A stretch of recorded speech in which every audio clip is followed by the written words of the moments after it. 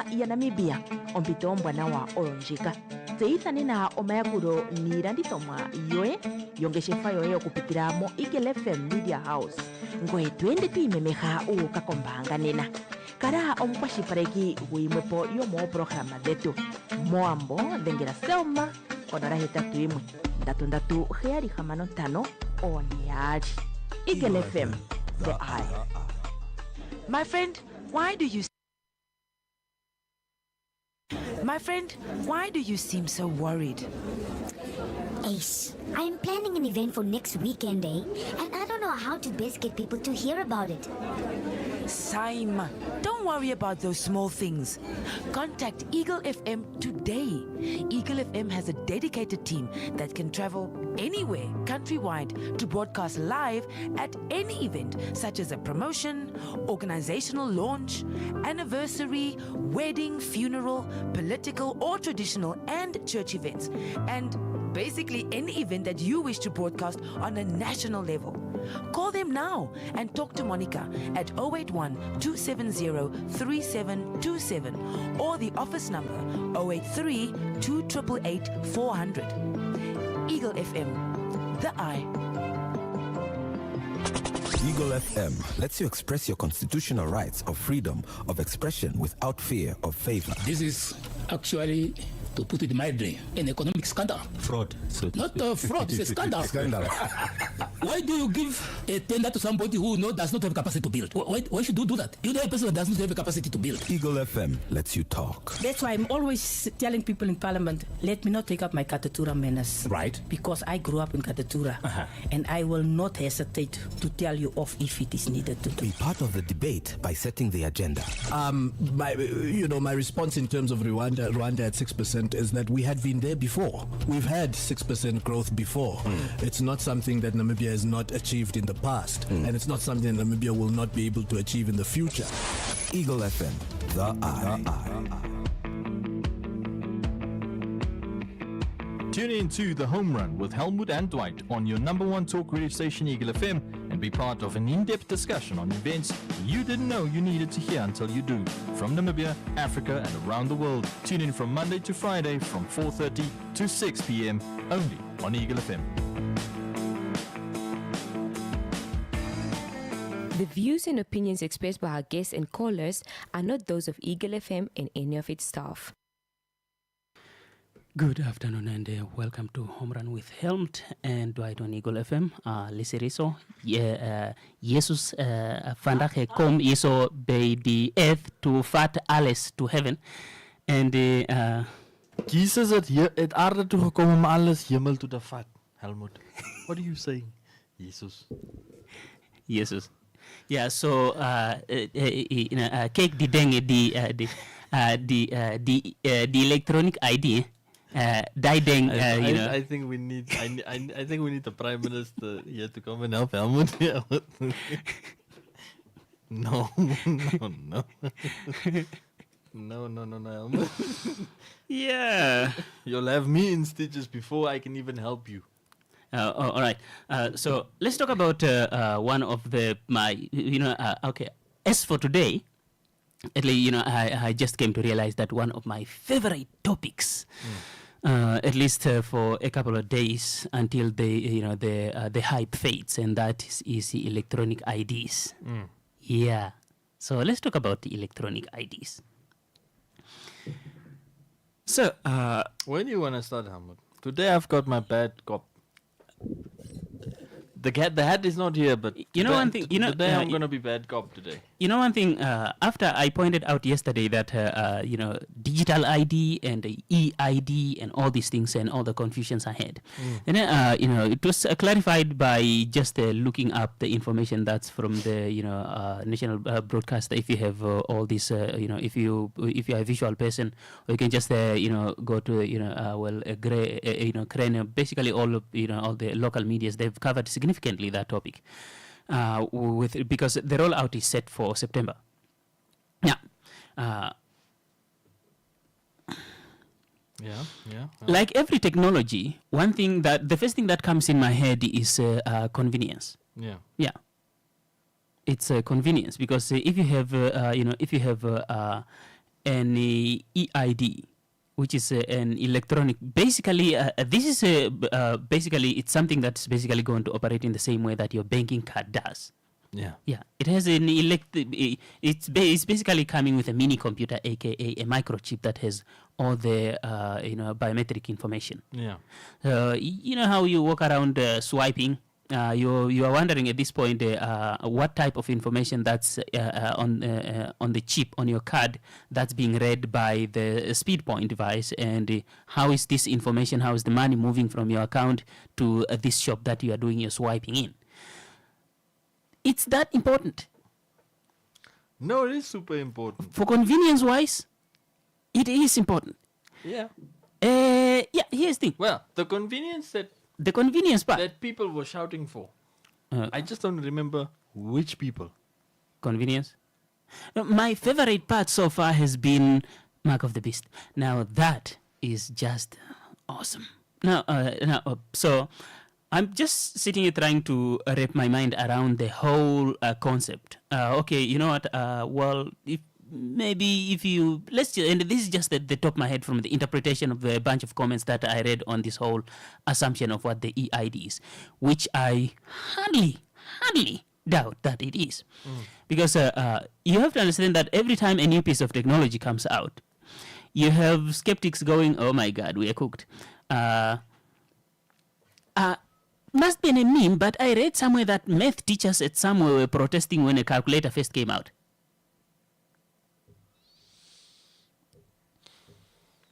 Look, Helmut, leave the calculators. Because I know a lot of us. I'm just drawing a comparison of. A lot of us will be embarrassed when you realize that your father, who didn't even reach high school, can calculate better than the calculator sitting in your pocket. That's the thing. I saw such an embarrassing thing, and my dad even beat the calculator, a scientific one, by an extra digit behind the comma. Okay. Behind the decimal point. That's actually the second thing that I have actually come to sort of like admire about our elders. I know a bunch of people that have all kinds of measuring pots and non-sticky pans and still cook crepe. But when you go to the village and you just sit with your mom or your grandma and watch them cook without a single measuring spoon, and the food comes out delicious. Without even I almost shoot another word. Without even a recipe. They didn't read the recipe. They are not measuring that salt, but they know. No, but that also happened with me, Ahmed. Because, okay, not to brag to any other unmarried women out there, I taught myself specifically from a favorite dish that my mom used to bake. Yeah. Oven baked macaroni and cheese. All I did was remember the ingredients and what she did at every phase. Yeah. And that was just from memory. You can do it if you're trained and you observe. Which I sometimes wonder, for us guys who love food, we never go and stand and look at how the thing is prepared. I don't think I've made that time. Do you know how many guys I know who don't know how to cook, but they want food? Then they go marry a woman. Just later on, yeah, she can cook. Just later on, but she also doesn't like the cooking. She also likes to eat. Yeah. And then the whole reason why they don't like each other anymore in their relationships is because the one just wants food served. The other one had to learn how to make the food and then serve the food. But both of them like eating the food. Okay. I think I can name. There are 3 colleagues that we have here that are, that can cook. And one thing I learned from them and 2 others that I know that we are, let me just say 3 other ladies that I know that can cook is that, right? Those people, date one of those people and you realize how difficult it is to cook for those human beings. Because have you tried cooking for them, Elma? Yeah, because they will just smell your food. It's like, yeah, well, you are just 2 milligrams of salt left. Oh, come on. Because they are specialists, Helmut.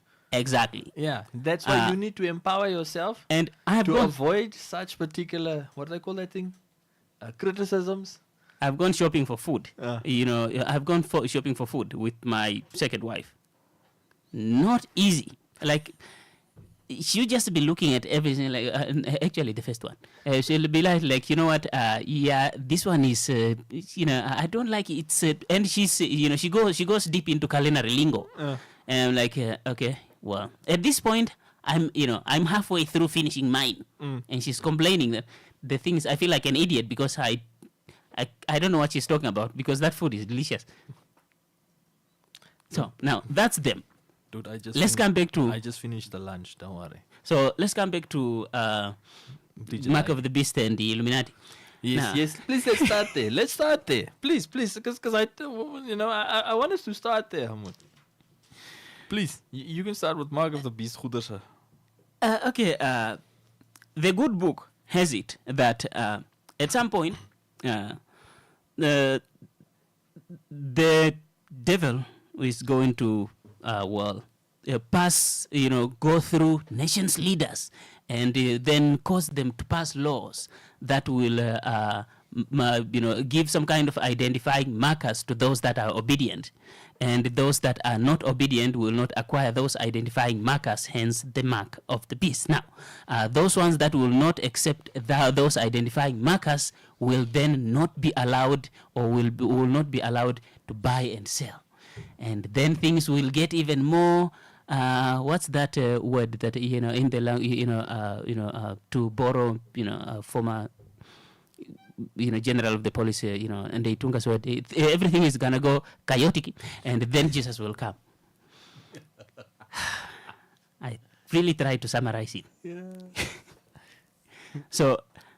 When the whole electronic ID came up, people just went straight to the good book, like, this must be happening. Now, at this point, the question that now, just on that, and the question I can't, I can't help but ask myself is, you have a banking card that basically have all that information. Commercial break.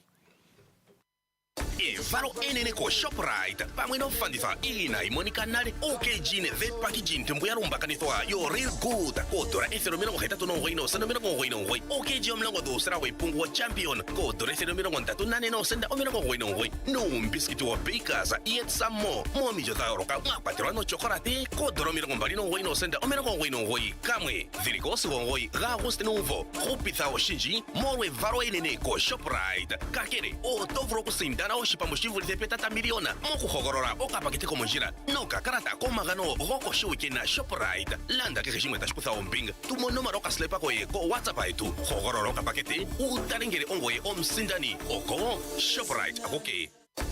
ShopRite's birthday is in the Major League with major low prices. Get 4 kg Real Good IQF chicken mixed portions, only 189 Namibian dollars 99. 10 kg Champion Super Maize meal for 134 Namibian dollars 99. And 200 grams Baker's Eat Some More shortbread or chocolate biscuits. All variants, just 29 Namibian dollars 99 each. Valid until 9 August 2026. Get major savings with ShopRite's Major League birthday. Plus, pick a box for a chance to win your share of over $500,000 Namibian dollars and weekly gift cards. Buy any 3 participating products. WhatsApp the code on your till slip and pick a box to see if you're a winner. Only at ShopRite.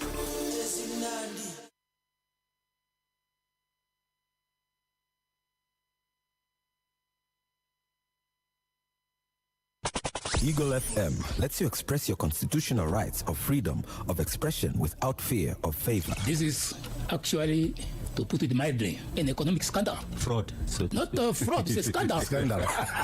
Why do you give a tender to somebody who does not have capacity to build? Why should you do that? You know a person that does not have a capacity to build. Eagle FM lets you talk. That's why I'm always telling people in Parliament, let me not take up my Katatura menace. Right. Because I grew up in Katatura. And I will not hesitate to tell you off if it is needed to do. Be part of the debate by setting the agenda. My response in terms of Rwanda at 6% is that we had been there before. We've had 6% growth before. It's not something that Namibia has not achieved in the past, and it's not something that Namibia will not be able to achieve in the future. Eagle FM, the eye. Tune in to The Home Run. Welcome back. So, so on this electronic IDs, I just pointed that first part out because it's the part that I find fascinating. Because if the goal, take for example, let's just use our wildest imagination and assume the whole.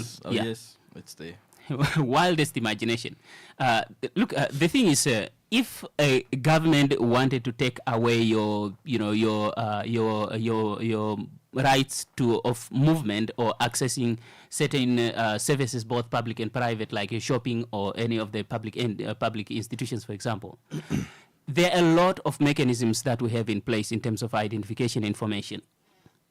Like your ID, the card that you have, that would be enough. But when it comes to making information biometric, I think the information that's going to be contained on your ID, that way of compartmentalizing information, of compacting information, it's already on your banking card. Yeah, it's already with Ministry of Home Affairs. Yeah. You already have.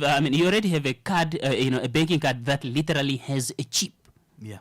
So this is basically, this is just the central government basically, saying, okay, we are going to adopt the same type of technology that's predominantly used in banking for national identity. Yep. And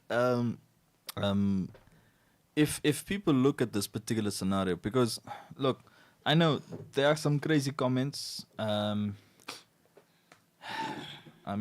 That came through from that engagement of the digital ID. Do you know what's the funny thing, Helmut? When that day when I looked at that engagement by CRAN that was held at Arabush here in the capital, the heading of the public engagement is known as Public Key Infrastructure Stakeholder Engagement.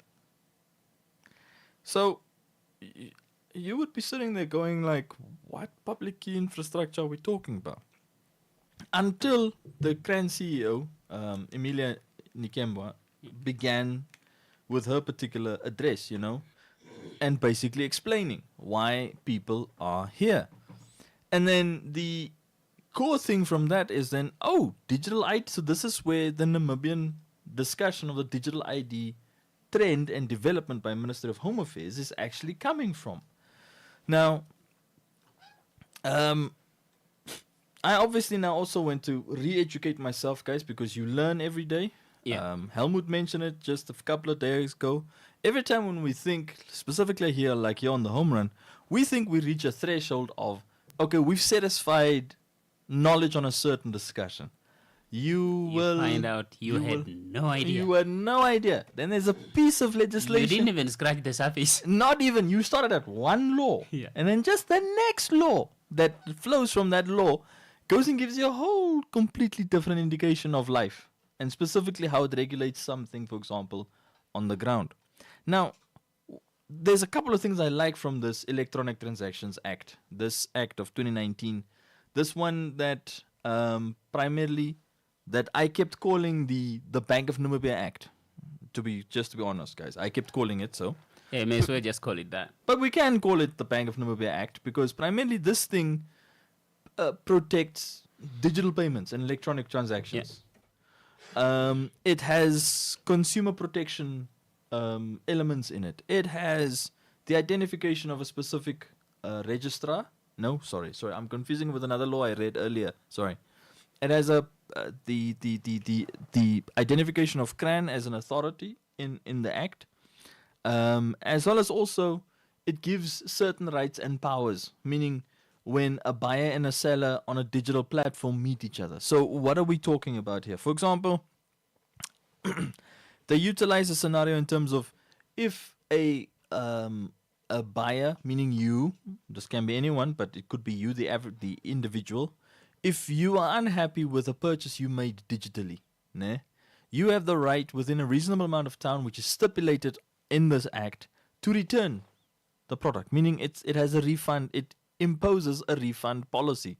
Yeah. If said particular refund policy is not something that is already established between the seller of the product and you, the buyer, it might be, I immediately saw it, there might be a point of, a bone of contention in this scenario, Helmut, and what many of the South African retailers have their own refund policies. But the South African retailers, they will tell you, bring the thing back in the original condition that you received it in. So this means the receipt, the plastic bag, you did not open up the product if it was sellotaped or closed, with certain particular security materials, like those sellotapes for electronics, and so on, and it is in its original packaging and you didn't touch, open, or start using the thing. I know this because I have engaged in some return policies. Sometimes it's cash refund policies, and sometimes it's just about returning the particular thing because I realized I made a purchase mistake. And regret purchases do happen. We are human, nonetheless, guys. Remember this. Regret purchases do happen. Yeah. But I want to get into basically the understanding that then stepped from CRAN CEO Nikembwa's address, where she cited public key infrastructure and the digital IDs. And then I realized, okay, Helmut, we had this discussion already. This is actually data interoperability.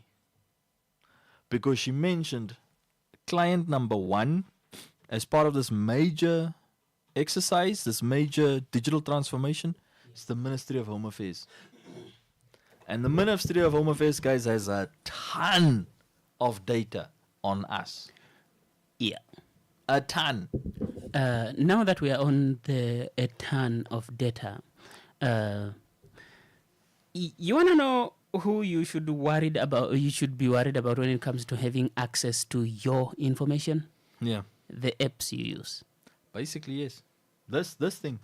Every picture you take has contains something called metadata. The phone that you used to take that picture, the time that you took that picture, the place you took that picture from, if you have your geolocation turned on, all this information. Yeah. When you upload it on social media, that platform scrapes all that information, process it for targeted advertising. Yeah. So I think this is where digital literacy now is needed, because I feel like this is what we should be, scared the most about. But this is the information that we seemingly voluntarily give away for free. Yeah.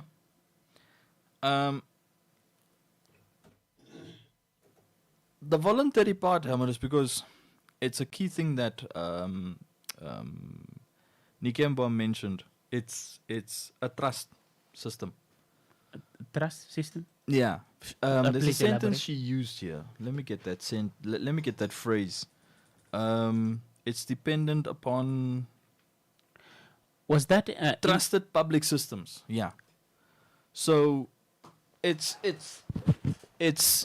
when you are born, you get a birth certificate. Your parents get recorded as your parents on your birth certificate. Yeah. Where you were born. Some cases, time of day when you were born. Date, definitely.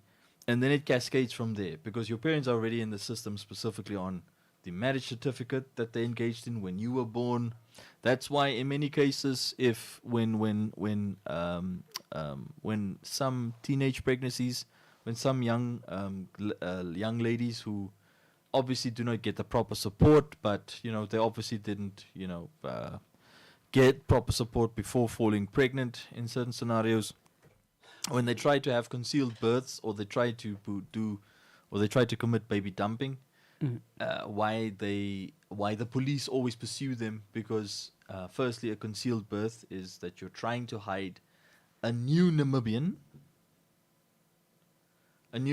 who has to get services, who needs services, and potentially you as that young parent, you also would need and require services. Which obviously shows, once again, to our lithium mining discussion, miscommunication. Mhm. People are not given the information to know, in the event of certain emergencies or certain particular predicaments, what they find themselves in. They don't know who to turn to, where to access, where to go. Another scenario, if you look at when it comes to the baby dumping, Yeah. it basically, it then takes things into another dimension, because you can see it's, you wish to kill another Namibian, Yeah. because a baby the baby was born. Yeah, as long the law of persons dictates that when the baby is born and they're able to breathe on their own. Yeah. Yeah. Then it's a living person. Yeah, the law will be like, all right, ID please. That's a Namibian. So whatever you do to them, Namibian, you're going to be held accountable. Whether you're the mother or not, you'll definitely be accountable before. For attempted murder. That's the worst part. I mean, it's the same thing that happens. Whatever crime. Yeah, you are a parent, right? Yeah. But you can't just beat your kids to a pulp just because you are a kid. I mean, just because they are kids. Just because you are the parent. Yeah. So, if we start off on that particular scenario on the trusted systems, and that's how I explain, that's how we develop this discussion in terms of what people need to understand about these digital IDs. Now, I have to give you a disclaimer, guys. My disclaimer is there's a point in our discussion today where I will put on my bad cop hat. It won't be now because we're still sort of like on the neutral platforms of this discussion. Yeah, just pointing out that this and this is it's really not a big deal. It's not a big deal that we are making it out to be. Yeah. Because if you are worried about if you really really value your privacy, you should I don't think you'd have 1,000 apps in your phone. No, you wouldn't. Yeah, because that's how you basically get exposed wherever you are, because you've got 10,000 apps. Every app you have is collecting information on you. Yeah. And actually, this is one thing that I like about living in a democratic country, because you are being consulted on that. Yeah. You will at least... OpenAI did not consult you. They just asked you to download ChatGPT and they took it from there. Not just that. You heard from your classmate, oh, I'm using ChatGPT, and you decided, oh, I'm also using ChatGPT. You downloaded the thing and now it's just harvesting information and and you forget to think sometimes. Yeah, wonderful stuff. So that's why I said they forget to think sometimes. So as you got to look at this, guys, it's a good development in my eyes. It's a good. I'm already giving it a verdict. Mm-hmm. But my verdict comes with a caveat. And we will get to that chapter of our discussion for today. Don't worry, guys. No, we're going to get there. We've got 3 hours. Don't worry. Actually, 2 hours and 30 minutes. We know how to do this. So, because the trusted systems already exist, Helmut. Yeah. The trusted systems was obviously now pointing back to that, you're opening our introduction with the good book and some of the comment section on when that live stream that took place a couple of weeks back. Yeah. About Mark of the Beast, Goeterse. I was even like, what's going on here? What are people doing? But the person has a smartphone. Yeah, the irony, right? The person has a Facebook account. Yep. The person 5 probably has an emails they probably forgot about. They probably and the person that person logged in. They logged in, so they know. They know their account details. Yeah. So that person is tech savvy. That person probably has on the tech savvy. I'm going. It's questionable. Yeah, very questionable. No, but at least they meet basic requirements because they've got the account, they've got the digital device, they have money to buy the internet bundles. They can engage on these digital platforms. So we need to ask the question now. Literally, is this now the carrot calling the other carrots carrots, for the sake of identifying? Yeah, each other? Really, if our concern is unauthorized access to our information, look, don't get me wrong, CREN, MICT, and Parliament, we really, there's cybersecurity and access to information. Yeah. Now the legislations, those are needed.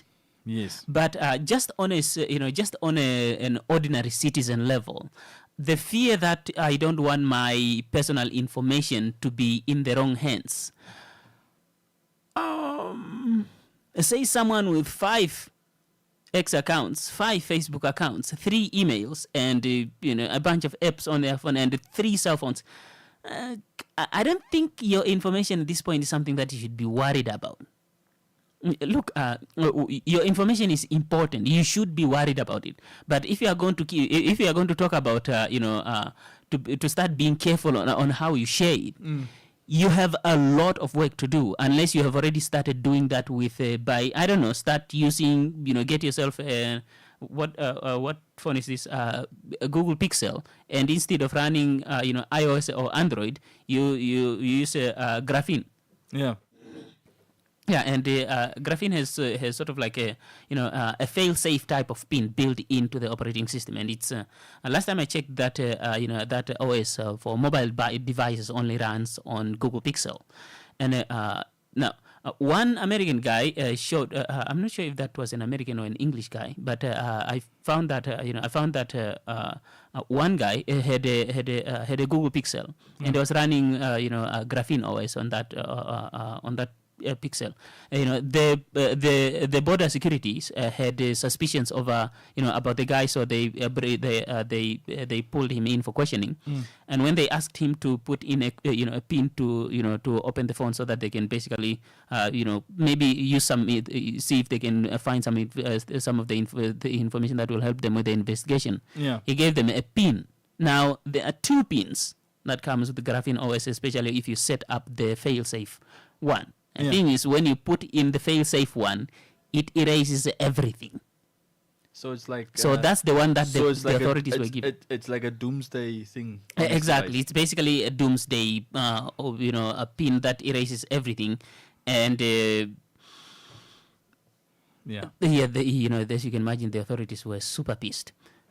Because all they had to do was just watch the whole thing getting erased, because once it's initiated, you can't stop it. So, on an individual level, on an ordinary citizen level, we use a lot of electronic devices that contain a lot of our biometric information. And this information is not stored in some cloud somewhere in the ionosphere. It's in someone's hard drive in Silicon Valley. Yeah. Okay. Hopefully, this key infrastructure that Nikembo spoke about is most probably, I assume, at Ministry of Home Affairs or at Grand. That's also what I'm assuming, because this whole let's buy a Google storage somewhere. No. Where someone can switch off the lights over there. Yeah. No. Look, when it comes to digitizing things, the biggest question that comes up is who are you, how are you going to, this is what basically the GDPR is all about. How to acquire information, how to legally acquire information, legally process it, legally share it, and legally dispose of that information. You can't just go around, throwing information. It's like the Ministry of Home Affairs, for example, just toasting, all the all the ID numbers, ID numbers, scattering them everywhere. Yeah. That's not safe for people whose IDs that you are just, because a lot of people that can find all this information can use it for all kinds of things. Yeah. So the acquiring information, that's not a problem.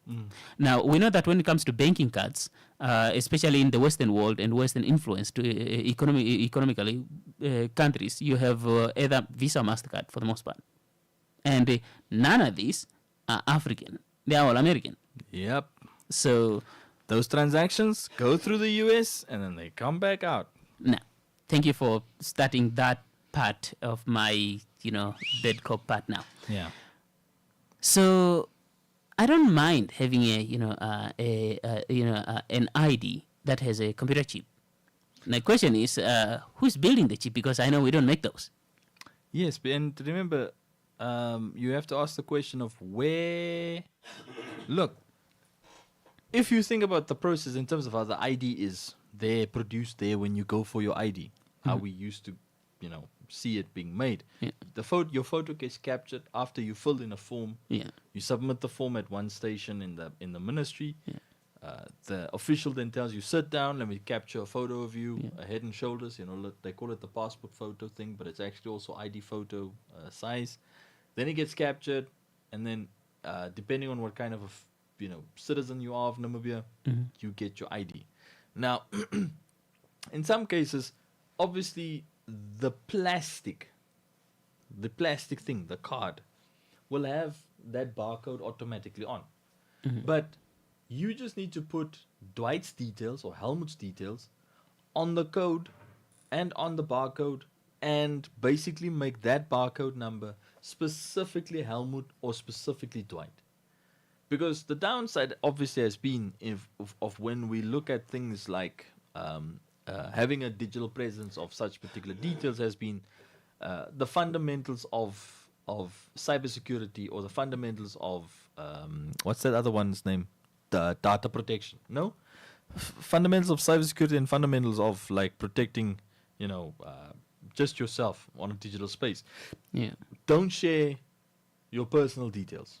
Don't leave them anywhere obvious, like on devices or stuff like that. Even if it's a scanned copy of your ID or a PDF of your CV that has your details in it, you are advised in terms of the basics of cybersecurity for yourself. Your first is cybersecurity starts with you first. Remember this, guys. Remember we did it with the Hunters International discussion. Yeah. And then what was Hunters International's particular main point to emphasize? How a cyber attack always happens. Social engineering. Social engineering. Social engineering is when you, the human, you click on a link on a website, in a link, or in a file attached in the email that you believed it sits in your spam folder, but you thought it's actually a legitimate vendor selling to your organization something. Yeah. And that's how most of the things happen. Now, all of this usually starts with you. Now, when I reference the trusted public services, there are certain things already in the economy which is technically based upon our ecosystem as humans in Namibia that just functions because we have like a silent trust agreement with institutions and businesses. Helmut, for the past how many years that you've worked here at Eagle FM, when you show up or when your cab drops you off here at this taxi rank behind you, that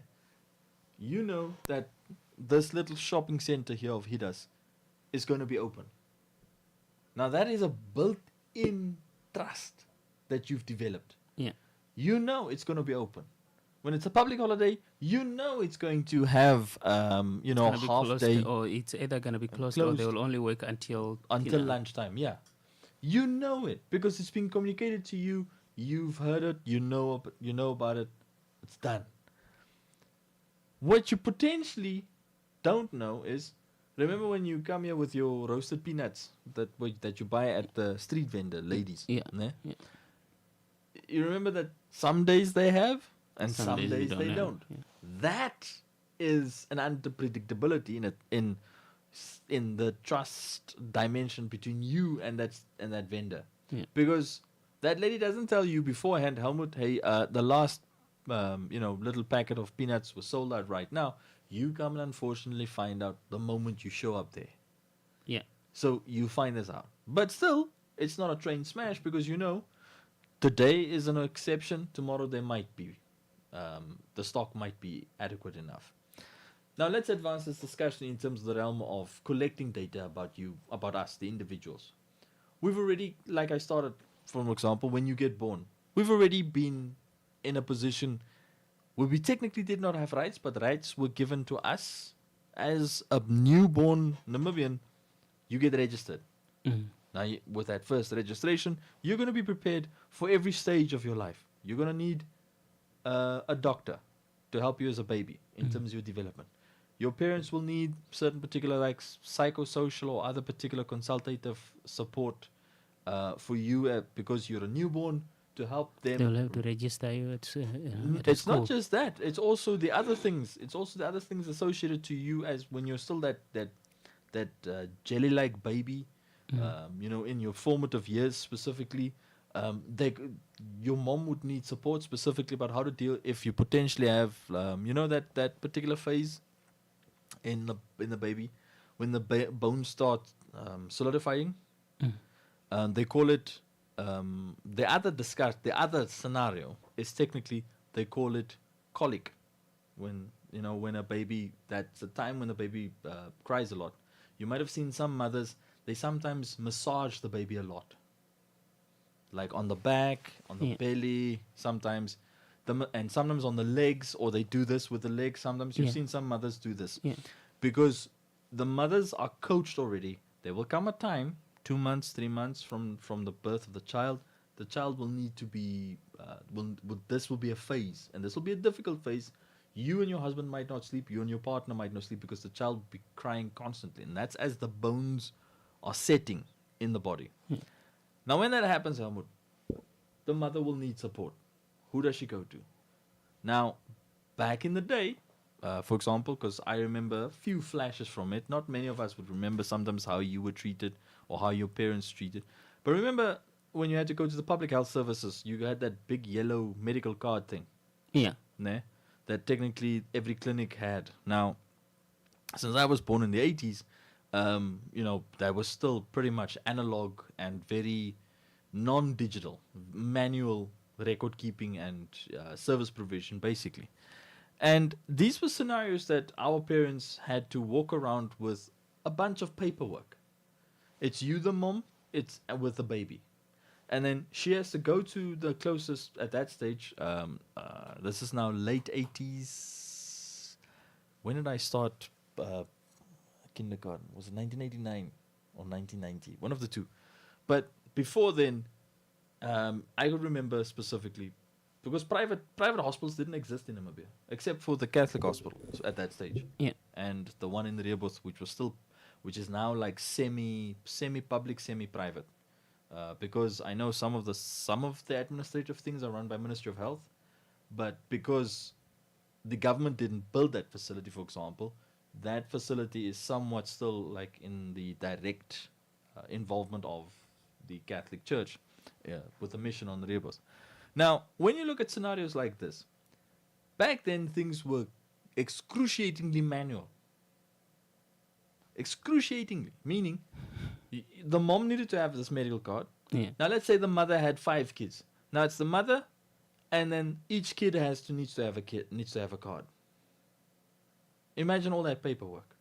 One of the obvious benefits, obviously, that Cran explained here was you do away with the fuss of these, you know, tedious documentation that you've got a lagger on.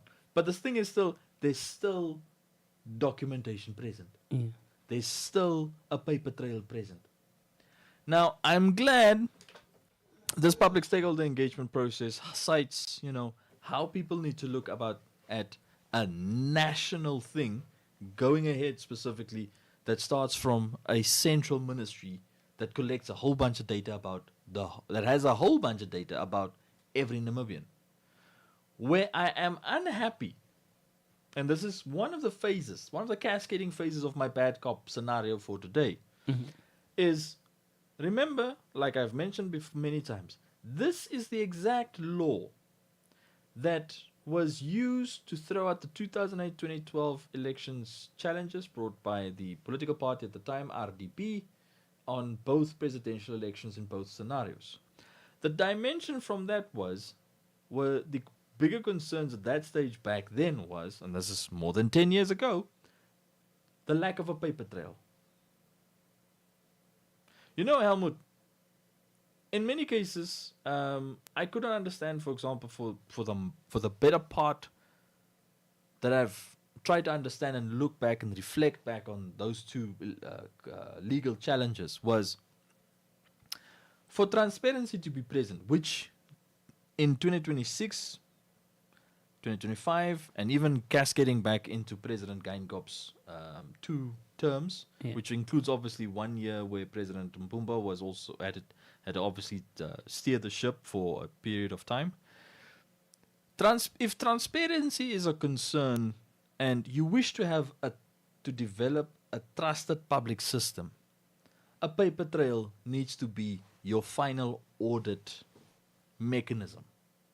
Meaning, you can walk up to any invoicing system in any retail outlet in Namibia, a retail outlet, and if you have a candid conversation with the cashier will tell you, we get audited twice a year, once a year at the end of our financial year, where the auditors come in and then they request all paper documentation. Yes, they will get a soft copy version of it, but it needs to be also produced in hard copy.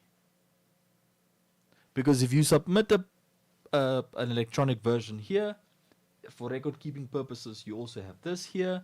Because what sometimes happens with digital systems, that there was a time, I know it has changed obviously, because that was also one of your concerns, that it doesn't get stored somewhere on someone's server in Silicon Valley. Is that a scenario was that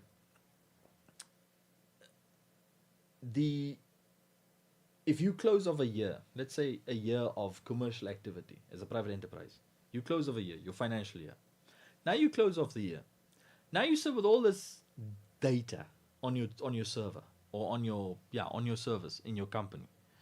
Now, in many cases, we forget. We forget, we move on with life, and you just continue creating new data and new information. But when you go think about it in hindsight, and you sit down, you have a glass of wine or beer, not advising that, guys. But you go sit down tomorrow. Yeah. Look at you, Albert. But when you go sit down and you reflect on activities, and specifically on human activities, you realize, okay, so this data sits at the back. This data that you had to deal with, you created, and is there. How does a company in many scenarios, what do they do with that kind of data? If you go to e-banking of your private retail bank, Ahmed, your bank will tell you your bank statement that we can supply you can only go back as far as 6 months. And then you ask yourself a discussion also of, okay, so what happened to the very first transaction I created with my bank account? If I've had my bank account, for like example, in my case, my bank account is, how old is my bank account? Today it would be, this year it would be 23 years old, my bank account. Jeez. The same bank account with the same banking institution. 23 years old, my bank. They need to be giving me a bloody award for that. Absolutely. I need to be sporadically winning prizes. Just the hint. It's the blue guys. Relax. They have a bunch of guys that have been banking since, apartheid South Africa. Yeah. So when we look at a scenario like that, regarding the data that you create as a human. Now, I can assume from, and I'm saying this is an assumption, this is an assumption. If you go and open up your online banking and your bank tells you they've been big and bold letters, if you want a PDF version of your bank statement, and your bank tells you then big bold letters there on your online banking profile, we only keep data about your banking activity up to 6 months. This time, Now that obviously should tell you, okay, should I take down data every 6 months just to make sure that I've got like a digital record keeping of my activities? For example, if you do online banking for your landlord, like what I do, I pay my landlord in EFT, and then I have to make these download these PDFs. So when a dispute occurs, then say hello, hello, hier's jou geld. Moenie strei nie. No, I won't do that. It usually takes me time to build up. You're scaring your landlord. That's if she listens to me. But yeah, so no. It's just an example. Please, guys. I don't want notices tomorrow already. Yeah. So when you look at this data that is collected, now let's just jump over from a commercial activity, because in a commercial activity, Hamid, your bank can tell you, bruh, you guys are doing so much buying and selling, as consumers of bank accounts, it's impossible to store every single piece of data. That I can understand. I can understand it. Unless disputes happen, then you are in literally boiling water. If a dispute erupts and you need to access a transaction that you had 3 years ago related to this dispute, and your bank tells you, I only store 6 months worth of data so that you can print 6 months worth of data. Let's jump over to Ministry of Home Affairs. Ministry of Home Affairs' data can exist only up until the point about you when you pass away. They also still have to keep it for a certain period of time. Yeah. In the matter or in the case that a dispute erupts. Here's one of the single most important things always, and this is what I love about systems. You know, when someone passes away, guys, that you've got to put in a notice in the newspaper, you know, like a little classified notice in the newspapers, signaling towards someone's passing, informing loved ones or people or acquaintances or friends and like that. But there's also another dimension to putting in a notice like that. It's also to inform potential debtors or creditors of this individual, meaning people who owed this person money and people this person owed money to be aware. Now, if, let's say, an individual's affairs are in order, Helmut, that individual would have had a testimonial, a testament or a will. Yeah. And that will and testament would have indicated an executioner. Yeah. And an executioner, in many cases, guys, can be an appointed entity, or it could be, let's say, a family member that's trusted that has to coordinate with an appointed legal entity. Otherwise, in many cases, what happens with a lot of you Africans... Dwight. Huh? An executor. Executor, yeah, not an executioner. Executioner, you went... I went full Spanish Inquisition. Okay, sorry, guys. Executor. No one is getting... Yeah, and no one is getting, let them... No one is getting guillotined, Yeah, yeah, but the thing is, executor makes it, just makes it worse because... Yeah, because it even sounds just as, how should I say, bad faith. Malafide, it sounds just as bad faith. But the position exists. Yeah. So an executor in this scenario, guys, could be, for example, one of your siblings or a parent, one of the parents, if the other parent passed away, and they have to coordinate with a legal entity. That's if your affairs are in order. Yeah.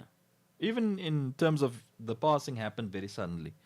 But in many cases, what happens with a lot of you Africans, I'm really sorry for pointing out on many of you Africans. Oh, it was pointed out several times here in Namibia too. Your parents, or some of you, you decide to visit the pearly gates without having your affairs in order on the planet. Without saying goodbye. Yeah. And then it falls under the mandate of the state, meaning you died or passed away interstate. Mm-hmm. Now, your loved ones have to deal with what's this thing's name? The High Court or the Supreme Court? Masters usually. It's the Masters, yes, but it's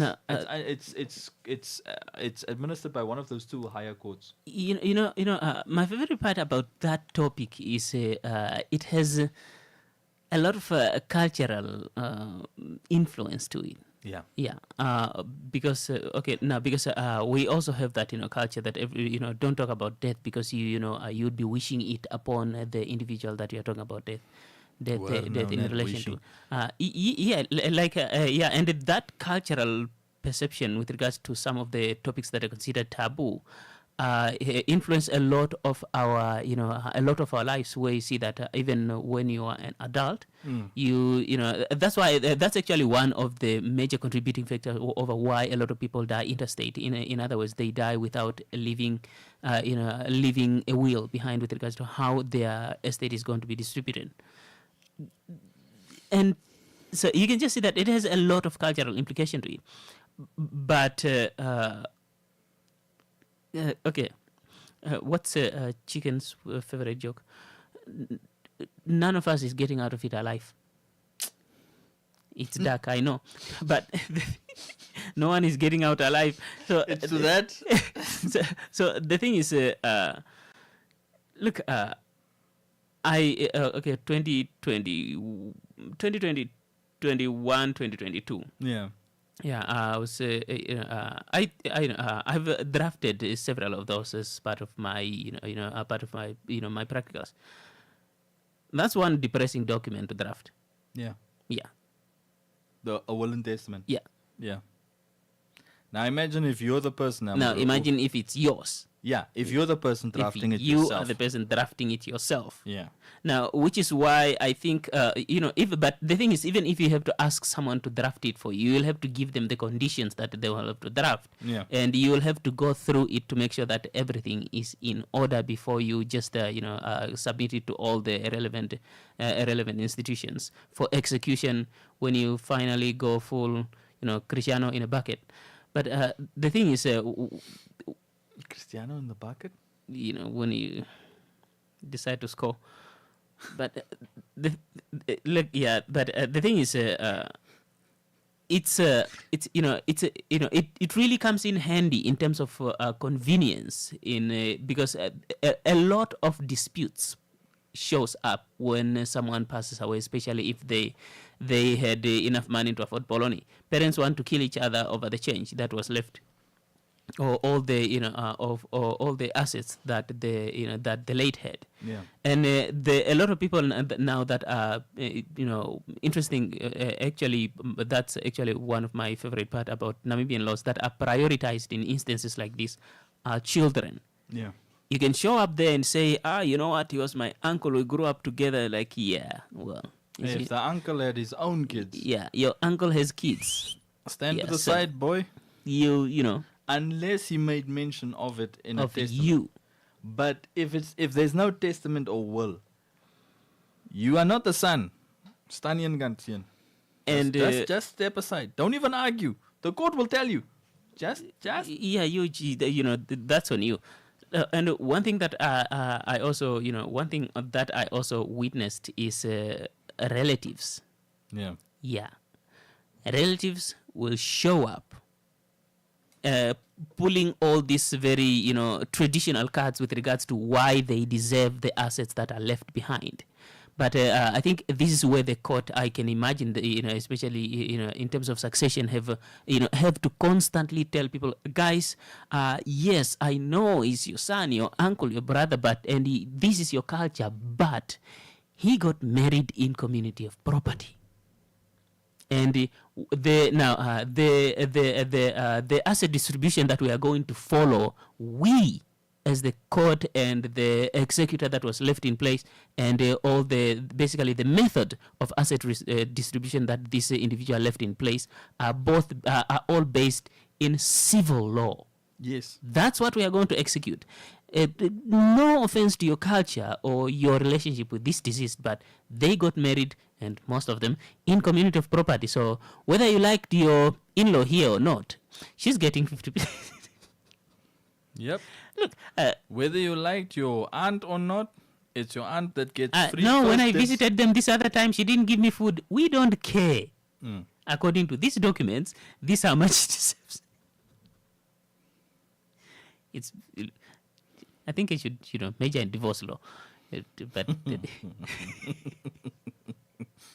yeah, the diabolical one is criminal law. And criminal is just something, the things that people do to each other. Eish. Even if you are the judge, you've been there 10 years, you'll be like, you did what?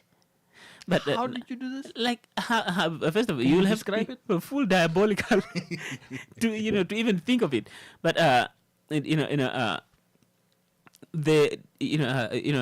that I'm looking at all this pile of information that's basically needed by at least in administrative terms on a government level, it made me circle back to the point that you made earlier that it really helps. Take for example the EID discussion comes in very handy in terms of interoperability, but that brings up the information of are we going to talk about first of all, the regulations around how this information will be acquired, processed, stored, and disposed of. Because, I think paper trail made, was the term that was used back then. But now that we are in the digital, everything is being digitized. We are more like talking about the digital footprint, or even though the digital footprint is based on your internet activities. Yeah. Yeah. So the No, the parts that I'm mostly interested in, not really concerned, at least not yet, is just interested in terms of knowing is this information. Okay, I know that we don't make computer chips or this type of chip. I'm just I'm just curious as to who is making the cards and who is slapping on the chips, and what type of of digital infrastructure is running on, and who is building both the hardware and the software. Because now that's where the real genuine security concern for me comes in. It's a good thing you started with a security concern. I'm not yet at my chapter, Helmut. Where are we? Yeah, we're at 5. We're literally past the first third. Just to feed your concern, basically. And that's before I get into the Namibian sort of like scenario of gaps. Where's this thing? Where's the search thing that I've got open? No. What are you No. What are you doing? We don't want such indications. Okay, hang on a second. I think we left out something that I feel like we should have pointed out. That we are not the first country to adopt this technology. Oh, yes. So on the African continent, we are not the first. Technically... actually, both in Africa and the world. We're not and the in first. the world, yes. But in SADC, there's already a leader. And in an AU context, there's a second country there. In SADC, it's Mauritius. They've had it since 2013.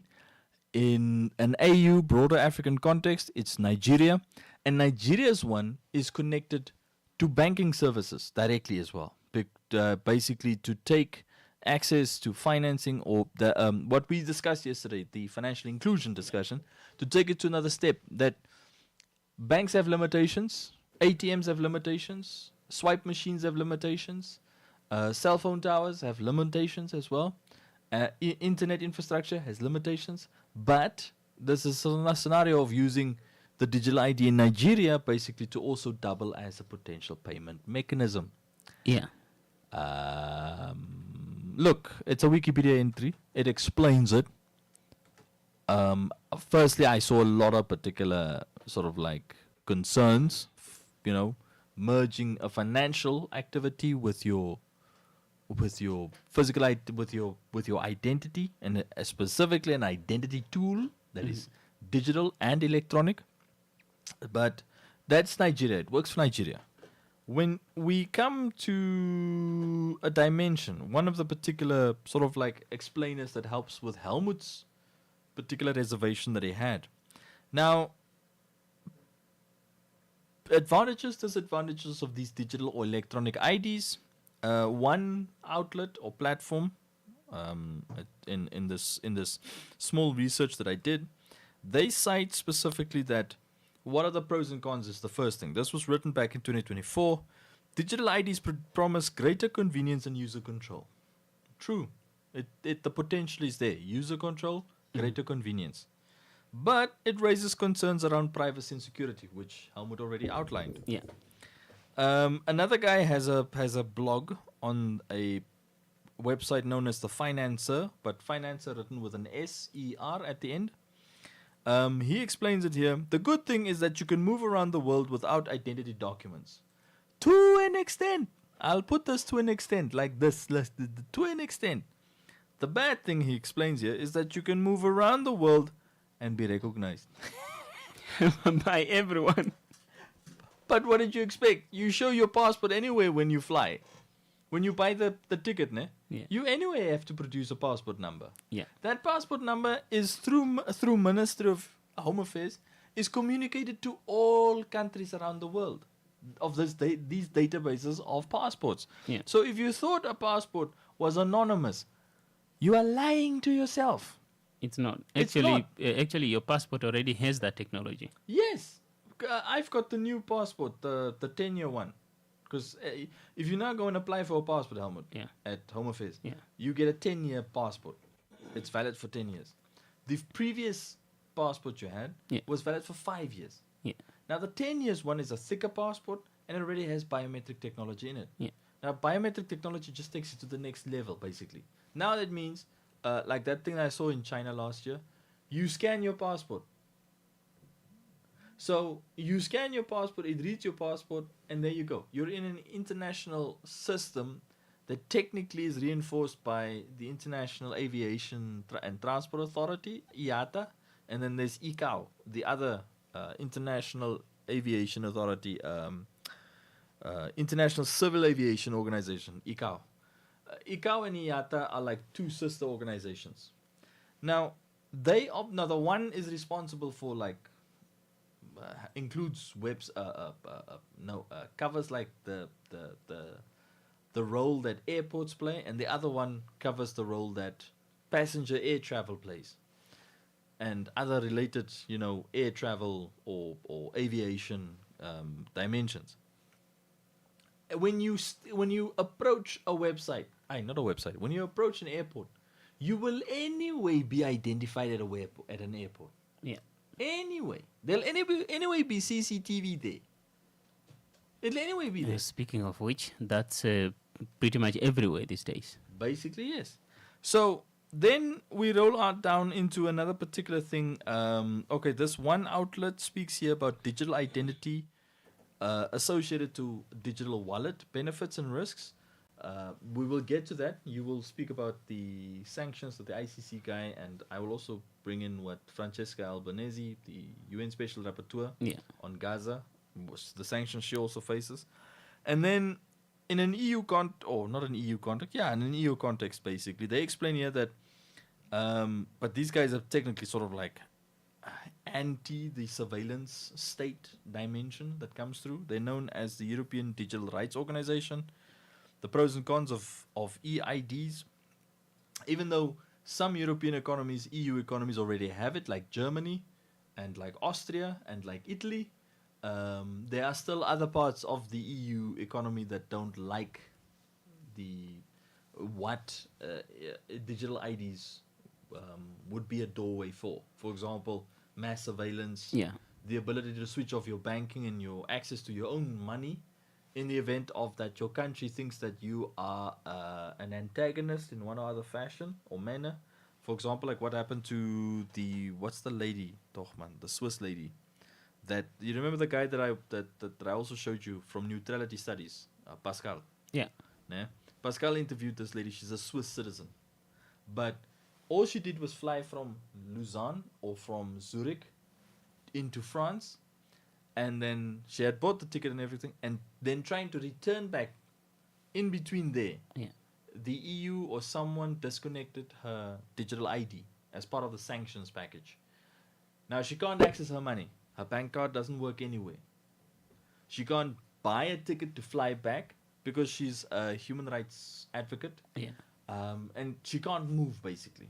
Her own country allowed another country or another entity, basically, because Switzerland is not part of the EU, but Switzerland sits smack bang in the middle of the EU, basically to impose sanctions on her. Or she's a German citizen. It's one of the two. She's one of the two. But all they did was just press a button on a digital ID. Now, I'm not saying, guys, it's a scare tactic, but whatever you do, life is about decisions. Just know that. Here's the thing. Picture the time when bank accounts didn't exist. When the bank accounts as we know them today didn't exist. Yeah. When I'm old enough to remember the time when my grandma's bank account was one corner of her Shitenge. That was her bank account. You just take all the money that he had, whether it's especially one that she's able to walk around. She wants to to walk around with. She'll just take some of it and tie it at usually at the corner of the at the corner of Shitenge. Now that had its own risks, because if you get robbed and that Shitenge gets stolen, your money is gone. Yeah. Now, and you can also bank with with under the pillow or under the mattress financial institution limited, but you end up with one problem. If someone might become a pala. Exactly, you can go with a. Thank you very much for that. For the reminder. Yeah.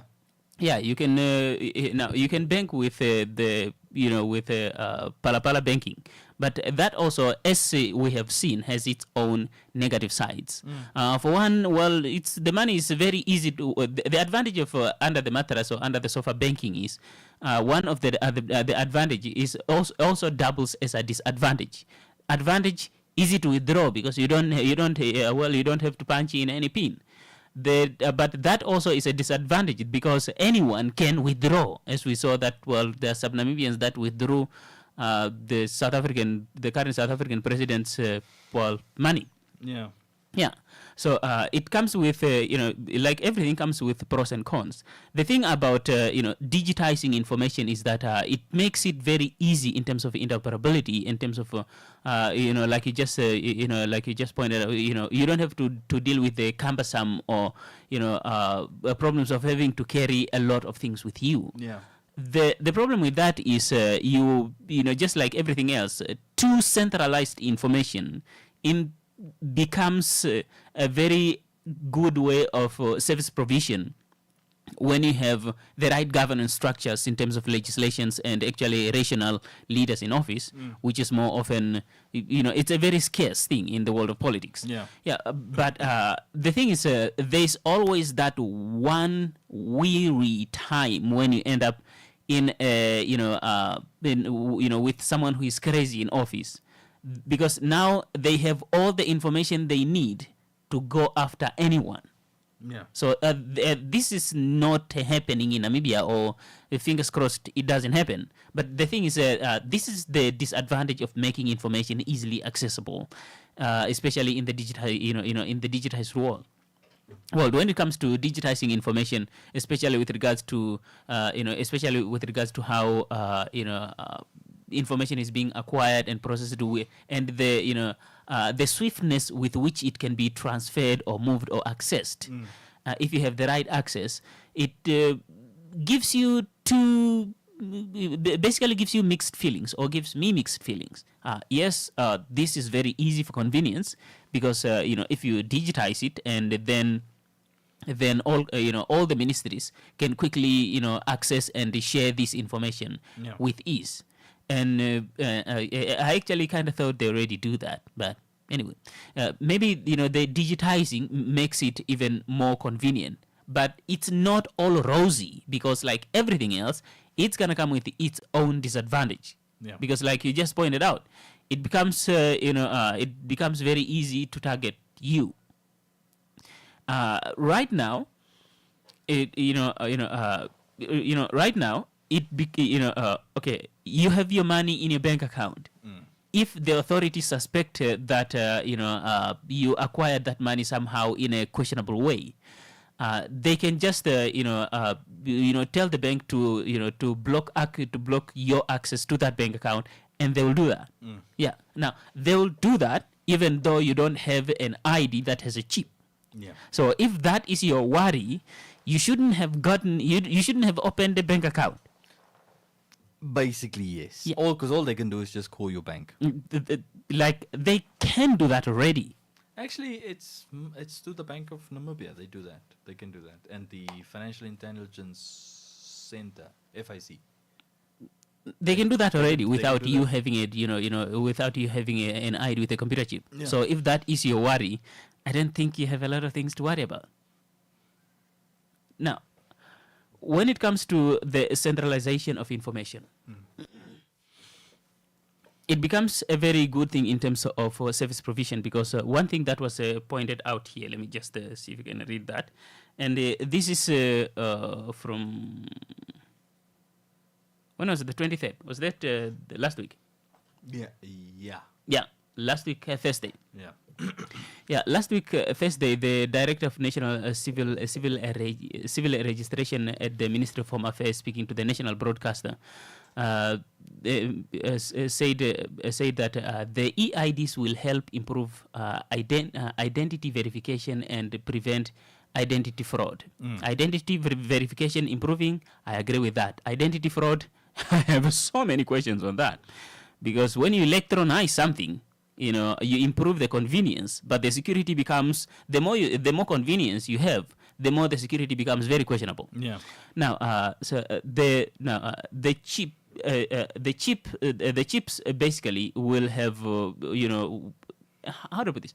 A very simple way of thinking of this is just picture your banking card, except the way that it was demonstrated, demonstrated was that you will not have a chip that you can see, because you can see one that's on your SIM card. Yeah. Yeah, you can see that because You it's can big see enough. one that's on you your can see ATM card. one that's on your ATM card. You can see that, but the one on your ID, I think it's been micro, you can't see it. But the thing is, it's still there. And your passport, I had to be told your passport that has a chip, but it has one. Yeah. Now the thing is, if freezing your money is your worry, then, and you didn't know, then I hate to be the bearer of bad news. If the government wanted to do that today, they can do it even when you don't have the banking, an ID that has a chip. Yeah. They can do that. It just costs a phone call. That's it. Sometimes it just costs an email, which is cheaper than the phone call. Yeah. If we really now had to compare a cost or do a cost analysis, it's cheaper to just way make, cheaper. Lift the phone and say hello. Sit daar, daai man se geld af. Yeah, and switch off. Just no, don't ask questions. Just shut it down. And look, digital ID, huh? Look, we would have eventually have moved there, Helmut, but this is now, where are we now in our discussion? Okay, now it's time for me to put on my bad cop. Oh boy. Now I can invest energy in my persona or performance. On the digital ID discussion, now this is where I've got a few, and this is sometimes the things that you sometimes can see that our public entities, they leap. They make a leap of faith when they make a statement of things. Mm-hmm. A leap of faith, for example, is what CRAN CEO Nikembwa noted, that advancing the digital transformation of Namibia, yes, this would advance it. Yeah. Then she says a little bit later in her statement, it would close the digital divide. How? If there are people with no electricity? How? If you need to buy internet? How? If you need to regularly buy the internet? How? If we really saw in COVID, basically, that it's good. At that stage, the Minister of Education came up with a wonderful idea. Yeah, let's do e-learning. Let's give the kids the laptops. Oh and then no, they that realized, didn't go but very well. The kids don't have electricity at home. How? Forget electricity. For one, you need a smartphone at the very least. Yeah, but a smartphone guzzles data. Oh regularly. yeah. Regularly. Really fast. Really fast. It guzzles data regularly. However, if you had the laptop, which at that stage was the laptop that they wanted to bring in for school learners, it would have been a discussion of they had to supply the mobile modem device. Yeah, the dongles. Yeah. You know what? One big problem. Yeah. I have used those. Yeah. They barely work in Hakahana. I can't imagine if they will do anything different when I'm in Divundu or when I'm in Tikanduko. Or when you're in Tumkwe. I don't see that. Or when you're standing on the highest peak in a mountain or on a hill somewhere in Kunene. So we know that there are dead spots. Oh, they are dead spots. There are major dead spots where you have no service. You don't even get a basic GSM spectrum connection, which is just phone calls and basic SMSs. There are spots in this country. Now, obviously, the spots are avoided because people don't live there. Yeah. But It straightforward would be a stuff. waste of infrastructure. Yeah. You don't go put infrastructure where people don't live. You put infrastructure where people live. Classic. Very good strategy. But to state, it'll close the digital divide where year in, year out, you will hear people from GAM, they on the other side of Tsumkwe, complaining they need their national documents again. Which in many cases, I don't know how many it was year in, year out, the same community pops up in national discourse about not having access to national documents, which in my case, in my scenario, I don't know if it's someone actually throwing mud at the government, or the people who complain are just not there when the mobile people come. Because really, that shouldn't even be a discussion by now in 2026. You just have to assume that there is an extension exercise that the Ministry of Home Affairs conducts, basically, to register and give and issue national documents. But now let's get into the established and understood rural and urban settlements and discussions.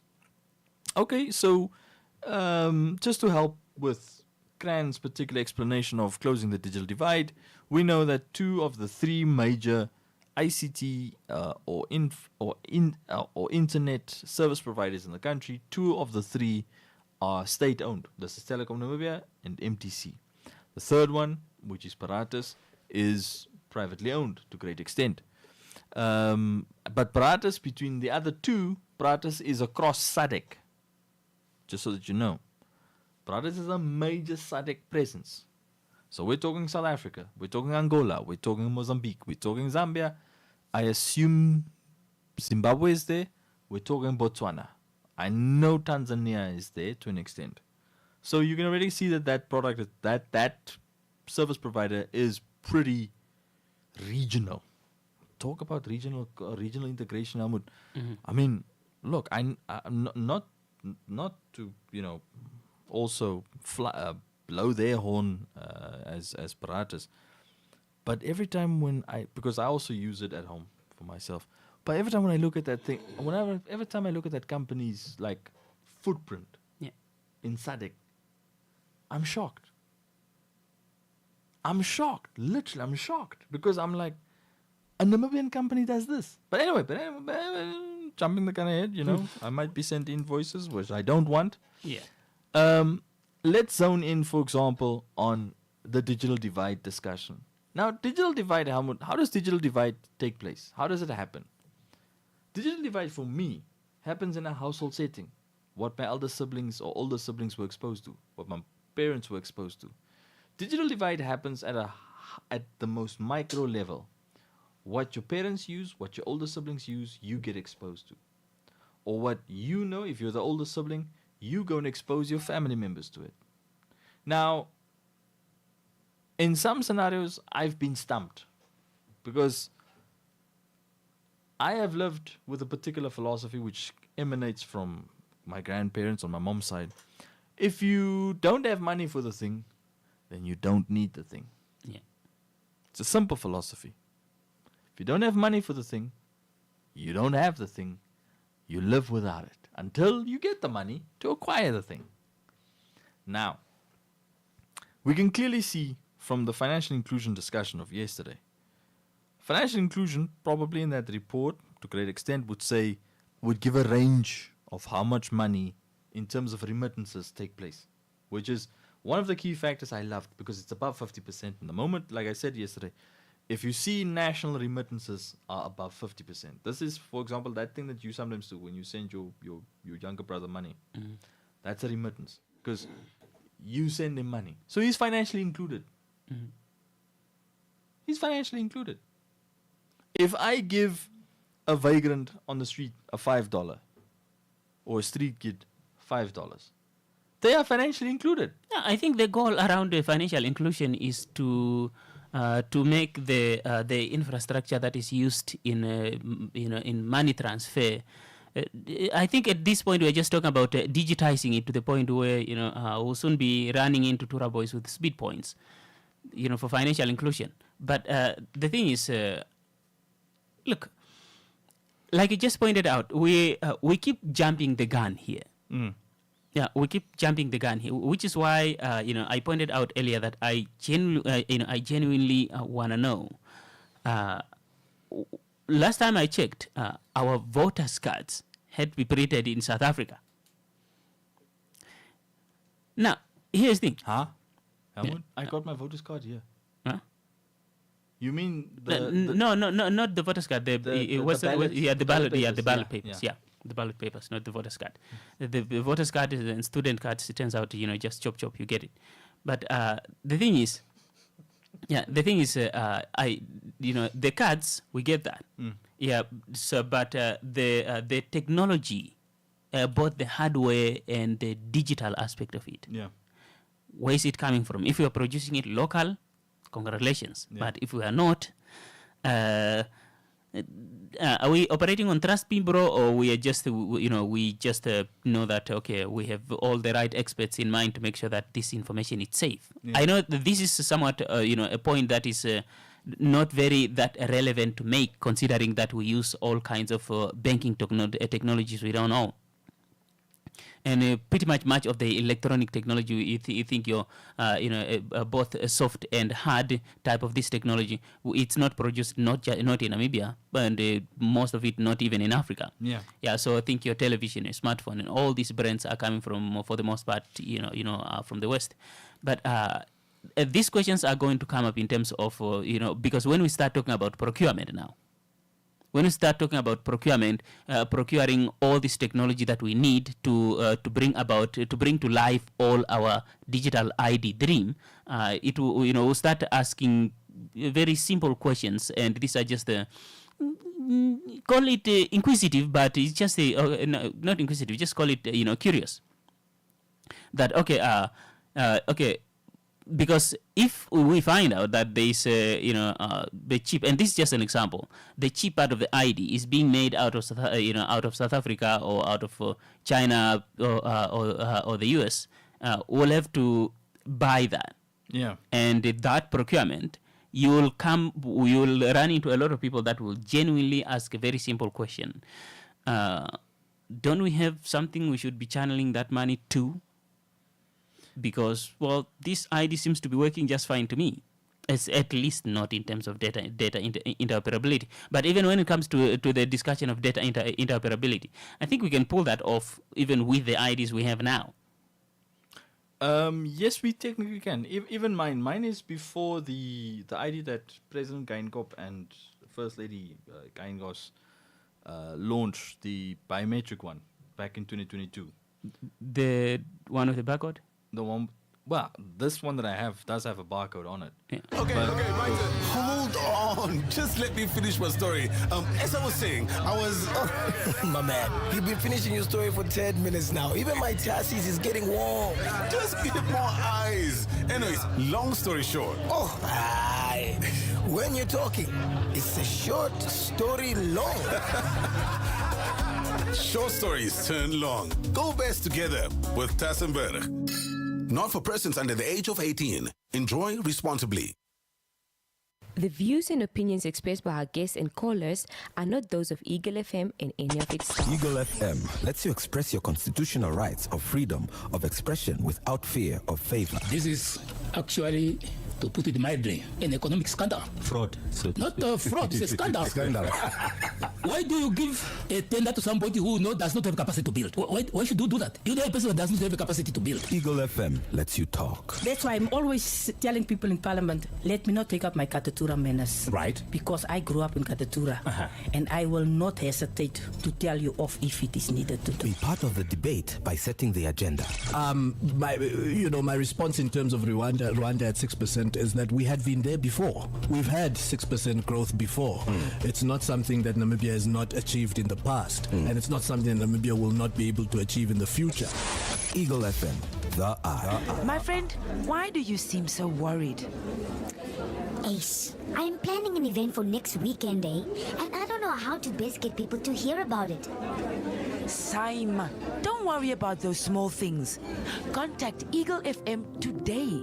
Eagle FM has a dedicated team that can travel anywhere countrywide to broadcast live at any event, such as a promotion, organizational launch, anniversary, wedding, funeral, political or traditional, and church events.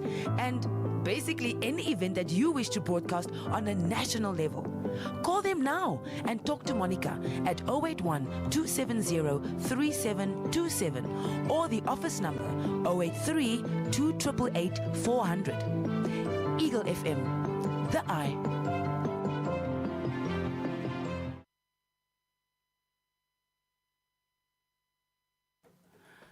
Welcome back. We have 28 minutes left to the hour of 6, so you're still listening to Home Run with Helmut and Dwight. And today's discussion is digital IDs and the fear, both social and technological, and I can't believe I'm saying this, religiously, that the documents are more like the implementation is inciting in a lot of Namibians, which are, and I hate to be politically correct, which are all genuinely genuine concerns. Now, let's just look at it from at least personally, I'm looking at it from a technological point of view, and to some degree from a political point of view. The technological point of view is who is making the technology. Yeah. Because the goal is yes to to provide the information to the government for easy service provision, but you also the lasting one is to provide information like that to someone who will wake up the next day and use it against us. China decided to invest in their navigation system after years of relying on the American navigation system, and it was shut down in one of their ships that was headed to Iran. That type of technological dependence, if we haven't, we don't want, I don't want us to wait until we find ourselves in a corner that China found themselves into when their navigation system was shut down, for us to learn to start investing in our own technology. And this is why I like to look at some of these topics from an African standpoint, because you can look at it from a Namibian perspective, but you may as well just be talking about the whole Africa. It's a good thing you're citing the global positioning systems, because we also have to ask the question in terms of if your device, like my mobile phone and this tablet of mine here in front of me, give off a signal, where does the signal go to? Who receives the signal? Who sits with a tower on the other side of the world? I'm thinking. Okay, first of all, you just have to think about the tower that we use. The towers that we use for just pretty much any network here in Namibia. The physical hardware itself has, now the tower themselves require a lot of physical parts, aka your hardware, basically. So saying physical hardware, it's redundant. So now think about these things. It's being used by local, take for example internet providers, but who is making the technology? We know that companies like ZTE dominate in in making technologies like this. So that's why. So the point I'm trying to make is this not me, sort of like being difficult. I'm just curious with regards to knowing where is this information going to be stored? Who is going to process it? Are we doing it locally, or are we outsourcing that? Because outsourcing means, well, a lot of money. Well, for now, it seems like 1 September is like sort of like the unveiling particular date of Home Affairs, this particular going live, as the CEO of GRAN, Madam Nikembo, said. Home Affairs goes live, and then we obviously see to what extent, because this speaks to data interoperability, making that data of Home Affairs basically sort of like play a major role, a practical role in practical or in applied scenarios across Namibia. So what am I talking about? Practicality or applied scenarios? Let's, for example, say you have to go and pay for something. The service provider at their particular computer they can pull up a profile of you. Or like that one time, for example, in one of the commercial banks, when that bank still had a branch literally in Independence.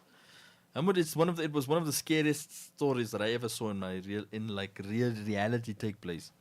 So I was waiting in line to open up a second savings account. Now I had my first account for major activities, but I had to open up the second account because at that stage, my younger brother and I, we wanted to sort of like start our own particular like transport endeavor.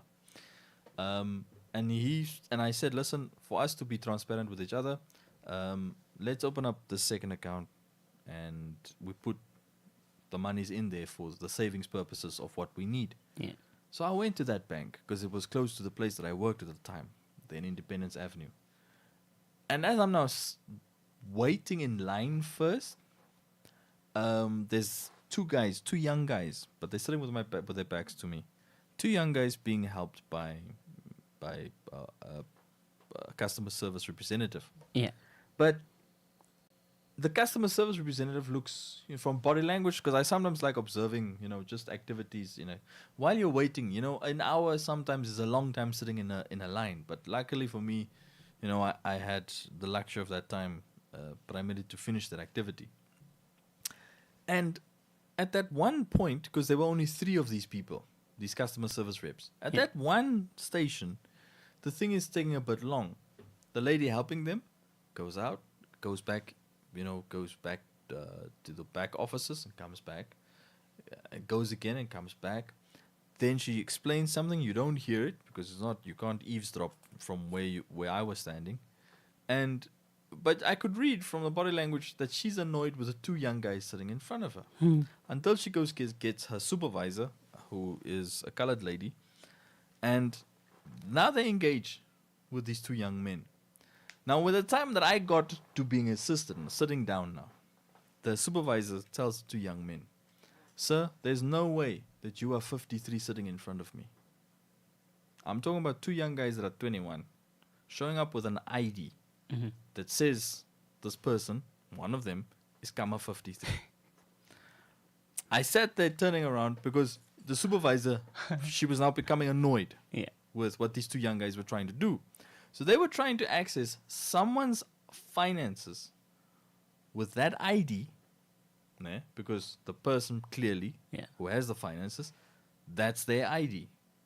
And they were trying to access the finances, what you could perceive as one of them trying to play off that they Being the owner. Being the owner of the ID. And they showed up with this ID and said, then one of them said, this is my ID. That's me. But when I was 53 in the previous life. But everyone can see that this guy is just barely graduated from kindergarten. And it was a funny scenario because that's how can I call it? How fraud can take place on a manual level. Yeah. Let me use English for what English is. On a manual level. That is how fraud can take place. This being 2 guys trying their shot at trying to con their way to getting to finances at this banking institution with potentially a vulnerable person, an elderly person's particular piece of identification. So right there, you immediately see an example where the banking institution, the retail bank, they know they've got a fiduciary role in protecting identities, in protecting privacy, in protecting information, because all these 3 responsibilities emanate from the money you put in that bank account with them. Yeah. So they've got to uphold a trust mechanism with not just their customers, but to the whole Namibian financial system.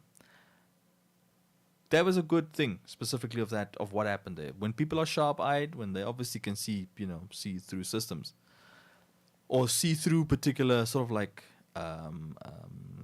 let me rather call it like, what is it called? Shenanigans. Let's use that word.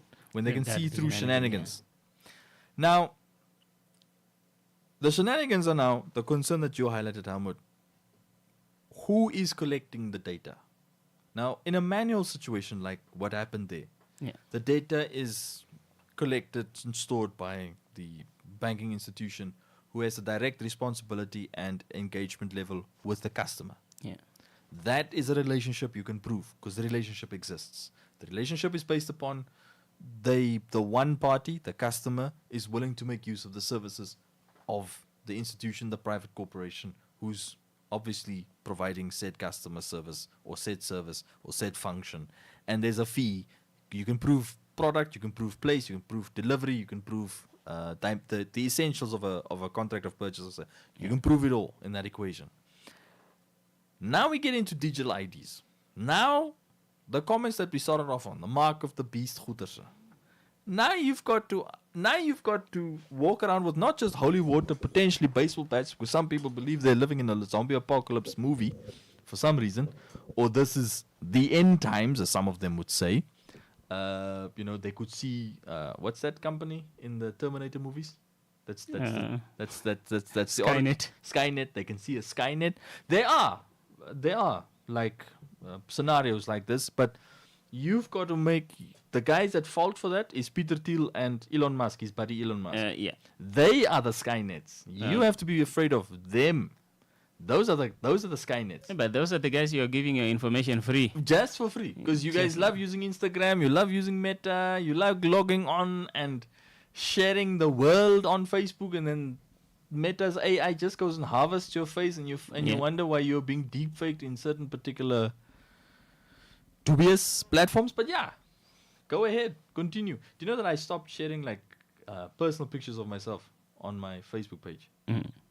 How much it's a scary world out there. When the existence of the AI and the LLMs became so apparent from 2022 heading this way, I don't post personal pictures anymore. Yeah, I'll still keep that which is there because it's already captured in one way or another. Yeah. But to keep the activity, to keep the accounts, for example, like the Meta account, like the Facebook account and the X account, to keep it active, I would like other people's posts, or I would repost something of theirs, just to keep the algorithm saying, yeah, he's still here, he's still a human. But loading up your wedding photos, really no. Yeah, especially kids' pictures. That's one thing that makes me go like, seriously, guy? Yeah, no, really, because when the obviousness of the LLMs and the rollout of the AIs, now the AIs are rogue glo, according to Sam Altman. His AI apparently, one of his LLMs went rogue. How does an AI go rogue? Because you kept feeding the thing. They kept feeding the thing. Look, Helmut, we all know that changing societal things will lead specifically to certain particular population declines around the world. But I'll still tell you today, Helmut, the Japanese are definitely having more babies than the Namibians. The South Koreans are still having more babies than the Namibians. The Chinese are definitely having more babies than the Namibians. Even who's the other population? Even the Italians, who also are one of those stagnating populations, in terms of their rate of replacement, meaning births versus death rate. Yeah. Death rates. They are still having more babies than the Namibians. Is that counting for the fact that they have a much larger population than us? Definitely. It's based on that scenario. Just because they've got, for example, Japan, 127 million people. 127 million people. If they just have 1 million babies from that 127 million, just a million, it still beats Namibia's birth rate, primarily. Now, if we get into the particular discussion of, what helps with the ability to marry. The ability to marry, guys, and to improve everyday life is not based upon whether or not I have a digital ID. It's also not based upon whether or not I have access to internet. It's also not based upon, Helmut, whether you and I have crossed the digital divide from when we were technically unconnected to now being connected. Because all it costs in many scenarios is usually sometimes you and the partner who are about to create a new human You guys are busy sharing a beer. We know that. It's definitely got nothing to do with the digital divide. Look, I'm still going to go back to the point you made earlier that we are, look, it's a good initiative. It's a good technology in terms of convenience and maybe service provision. But the reason why I keep pounding at the service provision part is that, okay, this technology is made to expedite service provision. But the thing is, if you have a 45-1 learner to teacher ratio, even if you 55. 55 to 1 learner to teacher ratio in Commerce region, that's just in Commerce region. Yeah. So if you expedite the ease of getting access to that particular service, the thing is you still not have access to, you still struggle to acquire the service because it's in short supply. Yes.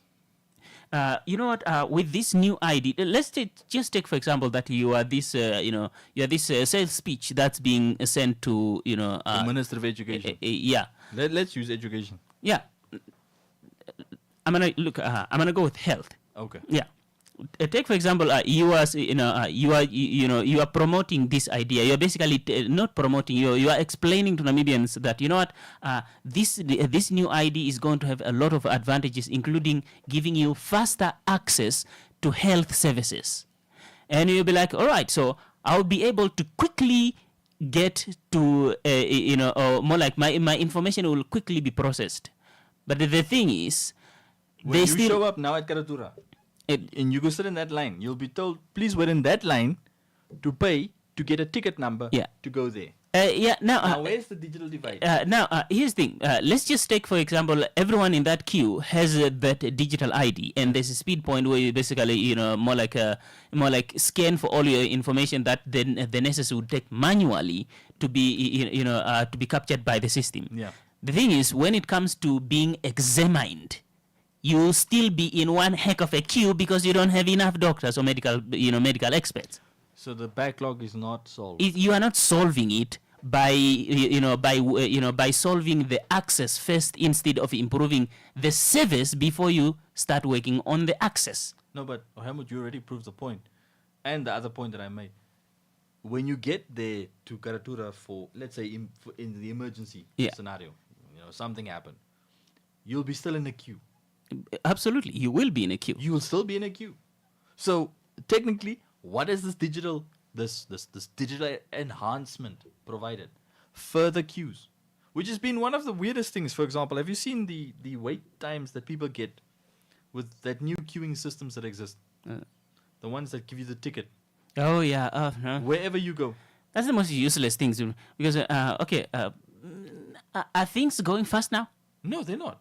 do you know what would have happened, Hamid? Even in a different scenario, if you broke up, how to queue, for example, let's say my desk says I can help you with general information and things related to your account. Yeah. Your desk has to do with selling of services, and then let's say David's desk has to do with technical support for customer. And you just have this little sign that says on your desk, whatever I just explained to you now. People come and queue immediately with you. They come and queue immediately. Yeah. But somewhere, somehow, some customer service expert or consultant went and thought, you know what, let's bring in a ticketing system. You know what, that's where I keep saying, we are not solving a lot of problems because we just keep working out ways to make money. Because for me, that's just an unnecessary expenses. Yes, Ahmed. Do you know what's the worst part? Where customer service has now gone to? Customer service has now gone to let the customer do it themselves. It now has become do-it-yourself service. Yeah. Now, here's the thing, Helmut. If you could do something yourself, in many Why cases, would I need you? You would have owned the thing already, right?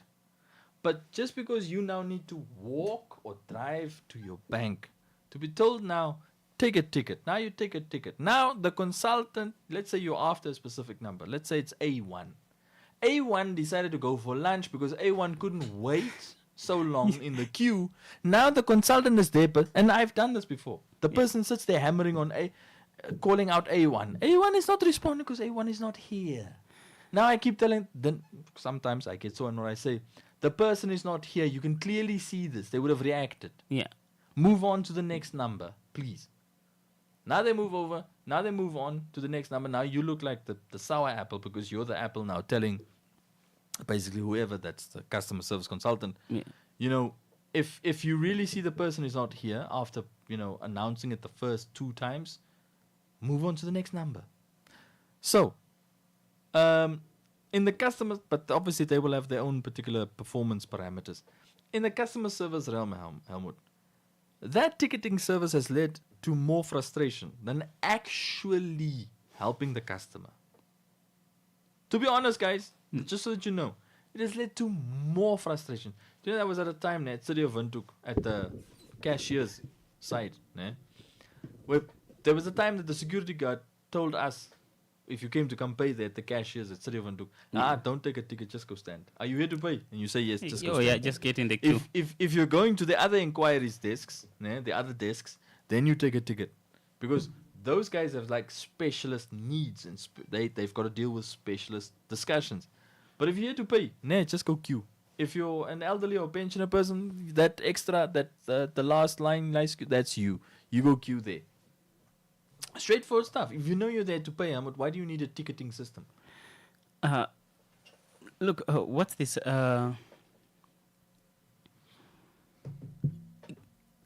You know, the whole this is a misplacement. That right there for me, if you ask me, that's a misplacement of resources. To I would argue there are a lot of things that you would have used that resources for, because now you have to procure this device that's dispensing these tickets, and you have of your distribution. At all your distributions, and you have to, someone is making that's an entire supply chain that you are looking at. There, someone have to produce the paper, someone have to produce the ink, and that thing is using electricity. And then some guys show up with like Superman fingers who start pressing fingers through the screen, the interactive screen, and they just go like da da da da. Sorry guys, sorry. Don't break your finger. Now here's the thing. For a private institution, sure, go nuts. But for a public institution, I went through a few events, in terms of the reports that they produced on an African level. One thing, there are 3. You have the African Development Bank. You have SADC anti-corruption representatives from all the SADC countries. And the African Union, that Gatete guy from the Economic Commission of Africa. Yeah. One thing one thing these 3 have in common, especially especially what Gatete said, and the African African Development Bank's analysis of the sort of like the economic the economic outlook on Southern Africa. Yeah. Is having resources is not enough. You will have to first figure out how to use these resources, the little that you have, to speak to your needs. Yeah. And that actually hits, hit really hard for me, because I came to realize that, that is actually true, because that speaks to the individual level here, just here in Namibia, for example, of, okay, yes, if you don't know how to budget, it doesn't matter how much money they're going to pay you. You'll still be broke by the end of the day. And this is something that has been observed in, for lottery winners. Yeah. Yeah. A lot of lottery winners, I think one analysis that was done based on either the US or Canadian statistics. A lot of winners, the lottery winners that win about, let me just say, $2 to $5 million, are broke in less than, about $10 million, are broke in less than 5 years. Oh my goodness, you should have seen the people that win like UK and European lotteries. Yeah. The one guy won like 200 million euros, Helmut, a guy and his wife. Jeez. Within 5 years, like you said, that particular assessment, they were broke because they forgot to declare. And this is, I know, it's euphoria. You are over the moon happy and alles. You were like, I made it in life. I did it. Yeah. And then you forget to approach your tax man and ask them, listen, what must I pay you before I start going on my situation? Spending spree. Before, I go on my situationships. What must I pay you? And that bill, the tax bill, is the one that knocks them all out of the ballpark. Oh. It's the one that lands them either in the bankruptcy realm, or it basically puts them in jail because they don't have money to pay the bill. Or they just squander the money on partying. Yeah, it's mostly that. Alcohol, expensive trips, expensive properties. Yeah. And so on. There's actually a funny story associated. My sister told me once about a guy in America who won a lottery, Helmut. And the whole family, including his mother and his brothers and his siblings, his mother and his siblings, were all scheming to murder him. What? Yeah. His family was scheming to murder him. Not total strangers. No. Your own family members are colluding to murder you for something that You won. Yeah, you and won. you anyway would have played trickle-down economics with your family. Yeah. You would anyway have blessed them. But somewhere, somehow, and I till the day now when she told me that story, because it's on YouTube, those series, those video compilations and series. Yeah. The funny thing is, because I couldn't understand it, and what was explained to me is that it started like small, Let's say your brother comes to you, and says, "Okay, Hamud," because you now could tell your family, let's say your mom, your dad, and your siblings, you could tell them, guys, I won $1 million, I won $10 million Namibian dollars. Let's say it's the first national lottery. Yeah. I won the first 10 million. I'm the winner. And they see your photos, they're happy for you. Then your brother comes to you, Helmut, can you sponsor me like with $1 million? Yeah, the kid. Your dad comes to you, says, Helmut, can you help me with there's this wonderful business plan. Can you help me here? Because they know you will do certain things. You'll probably buy a house. Yeah. You'll probably buy certain particular assets, for yourself first. Yeah.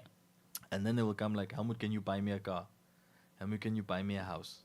Helmut, can you do this? Helmut, can you do that? And that's how it all started with this guy in America. And then he realized. And then, but I forgot to ask the question in terms of how did he find out about the scheming to have him murdered. But it sounded like they were about to hire a guy, a hitman. Of course. To knock him off so that they can get access to the money. And these are some of the sad things that take place. Yeah. When it comes to winning lotteries, it brings out the worst in people. No, I mean, couples. There are a lot of documentaries, especially on investigation discovery. I've watched a ton. A ton of those of either. It's mostly kids colluding to take the lives of their parents, Oh, you're or talking about the the two brothers- spouses you're for talking about the two insurance, brothers. or the spouses for insurance. Are you talking about the kids, the two brothers who killed their parents in the US? Two brothers. Yeah. No, I don't think I know them. It's one of the world famous court cases that took place because they were such minors.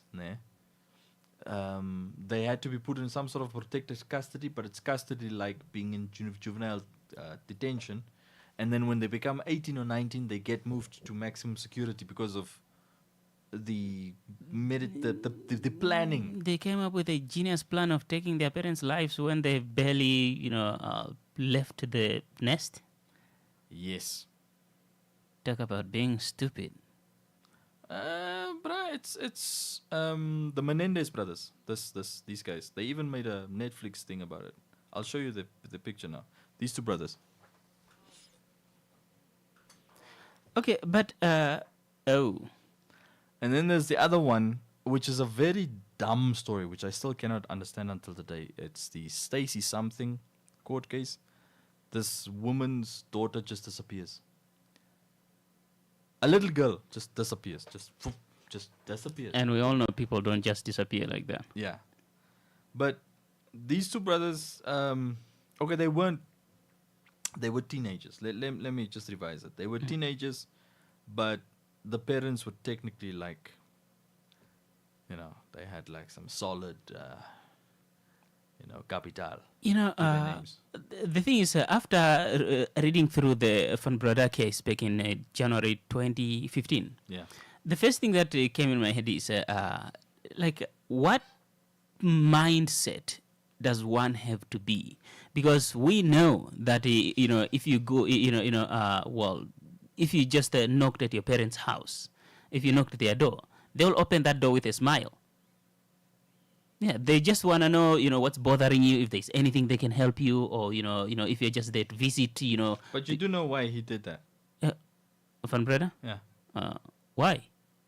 Because his dad said no to him to go on a trip or on a party with his buddies.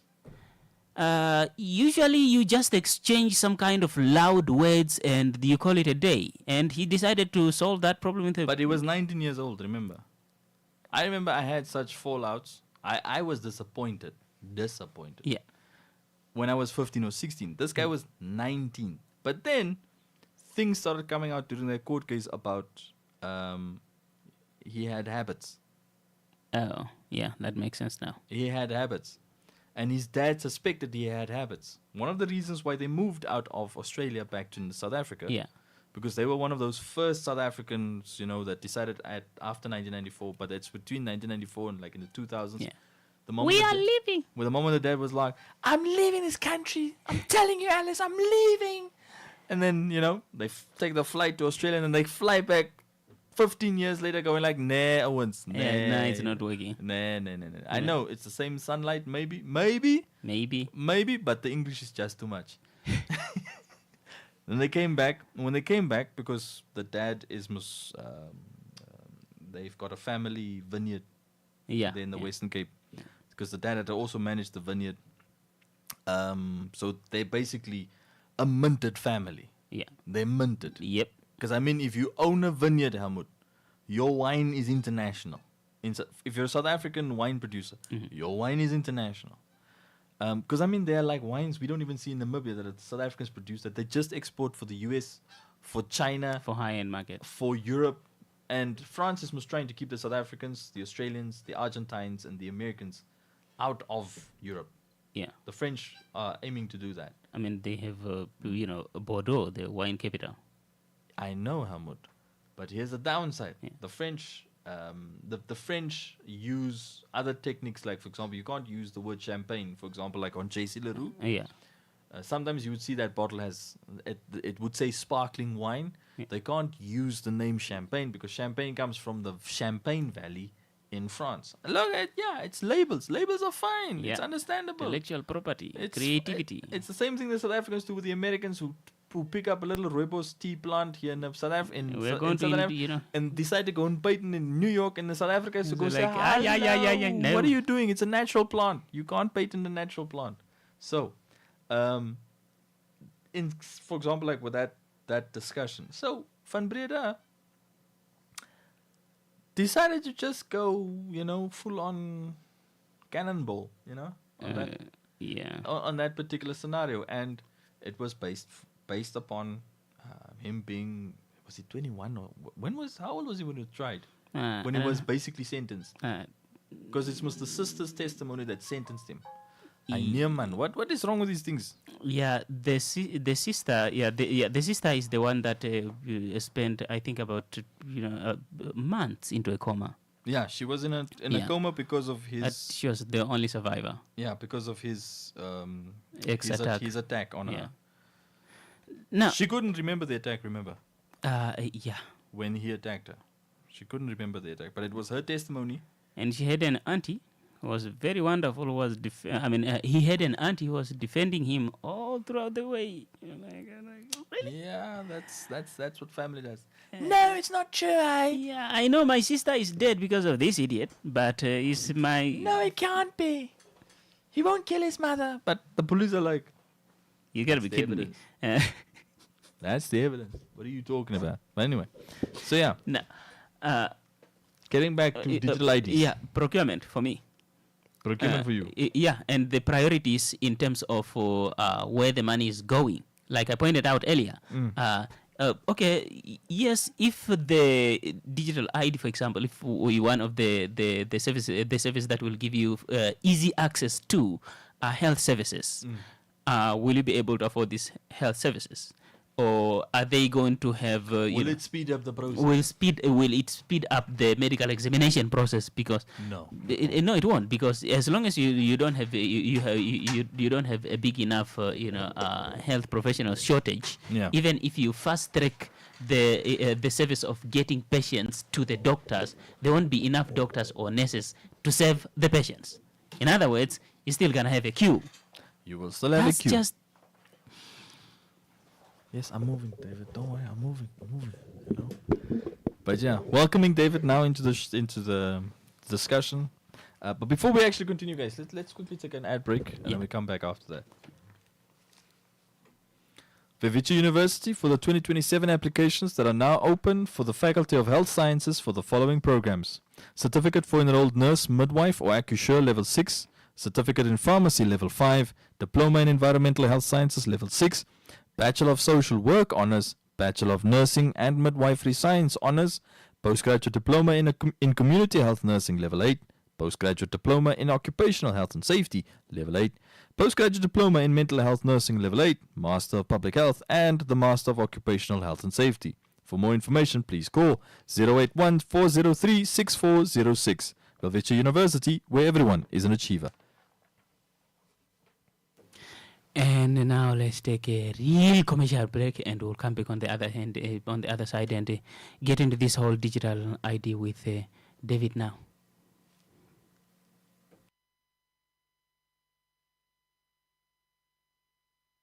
lipurane ngeno wapumbwa eva tere ulikoni maondo tutoingida ashike kapeno nweku tite opoye ekukulile oshafafana nongeshe faili meholamo ihoetike kovano ile koshiwana onongeshefa yapumbwa kukaraya kovano okupitiramo Eagle FM otuna emitoda njuka okukwetera oipindi konu kondado inawa nuneudo otukwetera o special ngetashake ngeshefa omarudi dayo loka opone ushendi fenawa nokumona oijamwili nawa ningepata fanona monika ko Eagle FM onora etatu imwe mbali heali nola natu heali mbali no heali ile komberewa nora hetatu natu mbali o hetatu batatu o mafelane Eagle FM the eye.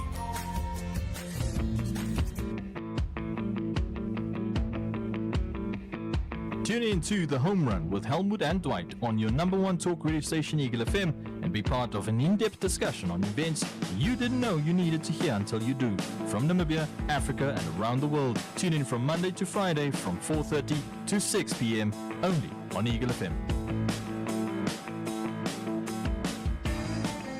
The views and opinions expressed by our guests and callers are not those of Eagle FM and any of its Eagle staff. FM lets you express your constitutional rights of freedom of expression without fear of favor. This is actually, to put it mildly, an economic scandal. Fraud. Not fraud, it's a scandal. Why do you give a tender to somebody who does not have capacity to build? Why should you do that? You know a person that does not have the capacity to build. Eagle FM lets you talk. That's why I'm always telling people in Parliament, let me not take up my Katatura menace. Right. Because I grew up in Katatura. And I will not hesitate to tell you off if it is needed to do. Be part of the debate by setting the agenda. My response in terms of Rwanda at 6% is that we had been there before. We've had 6% growth before. It's not something that Namibia has not achieved in the past, and it's not something that Namibia will not be able to achieve in the future. Eagle FM, the eye. My friend, why do you seem so worried? Ace, I'm planning an event for next weekend, and I don't know how to best get people to hear about it. Saima, don't worry about those small things. Contact Eagle FM today. Eagle FM has a dedicated team that can travel anywhere countrywide to broadcast live at any event, such as a promotion, organizational launch, anniversary, wedding, funeral, political or traditional and church events. And basically any event that you wish to broadcast on a national level. Call them now and talk to Monica at 081 270 3727 or the office number 083 2888 400. Eagle FM, the eye.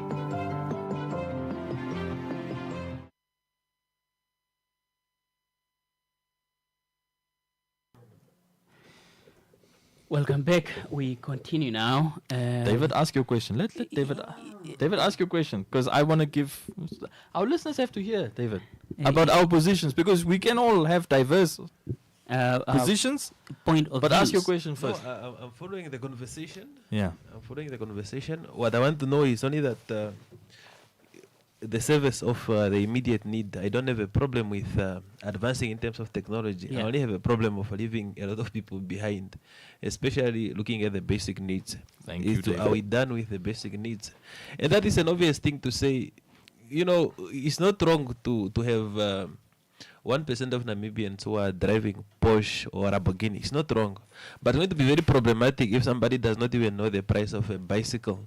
But you already have people who are, are doing Are you using my Lamborghinis. bicycle example? Because No, I keep using it. it's not a bicycle even. No, you are advanced. No, it's just a question of saying, but people can explain it better Yeah. to say maybe it's our immediate need. Is it going to change our inequality? Is it going to change the immediate problems? How much of the investment, how much of the control you have? But I don't really have a problem with us advancing. If you have to say we are getting a bullet train tomorrow, I will support. all the way to Oshigati. I will support you as long as that is going to to accommodate at least the basic. To accommodate an ordinary person. But if we continue to have this conversation of saying we want to be like Singapore, we want to be like, oh yes, it's good. But the question is that how many people are you taking along when you are moving to the next stage? Yeah. Yeah, because that's high level. This ID is high level. I just found out that I keep mixing these terms.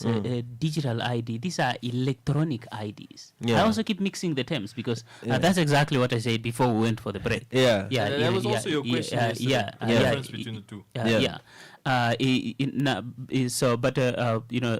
What we're talking about is electronic IDs in the very same way that we have electronic banking cards. So it's not 100% digital. Yeah, I know. But your but database, your information is already accessible. it is accessible, but it's just making my head spin in terms of using the terms, and I'm not sure if the terms are interchangeable. Look, there is one thing that you cannot ignore.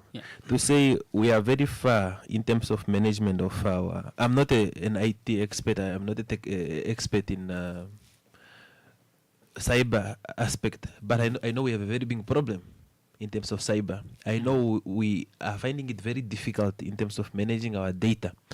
We don't even know how much of data we can debate about. No, there was not much of a breach, but people are still knocking on the doors of those institutions. Nobody would disagree with you, and it has been proven to say the private sector is far ahead in terms of either cyber or in terms of dealing with technology. But ons sal commercial break gevat.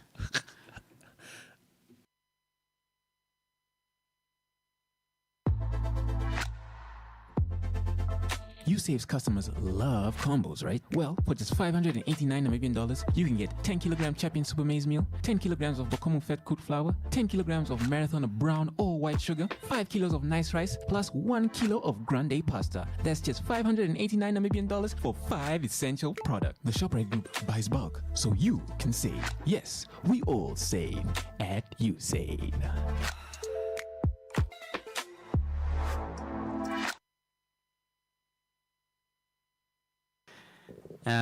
Welcome back from that break. So we continue with David. Yeah, me, I only have a problem when we get we don't get control of the information that we have, or information that we are trying to protect. Because if you look at how many press statement Crane has been giving, especially regarding cyber attacks and also the statistic, you're asking yourself a question to say, imagine you are already, and it's not an insult to say you are already at least maybe a quarter naked. then you are entering in that ground of removing your shirt again. What are you going to be left with? Yeah, but if we have a really a good reason to doing that, I don't have a problem with it. But if we are not able to control what is happening within our walls, then I don't think the necessity of it. And also to say, if we look at prioritization, if in development there are prioritization to say, there's something which I respect about our president, what she said, especially when she got into power. She said, no, yes. She told the elders to say, no, I'm not going to add to your social grant as I promised, because we are prioritizing young people. That is strategic prioritization. But when you say we are hungry at home and you are buying a Lamborghini, I will not agree with you in terms of that, unless that is a truck. But if you are just maybe, but it's also a matter of interpretation to say to what extent do we understand this, and also how are we involved into this project, and is it really going to change our lives?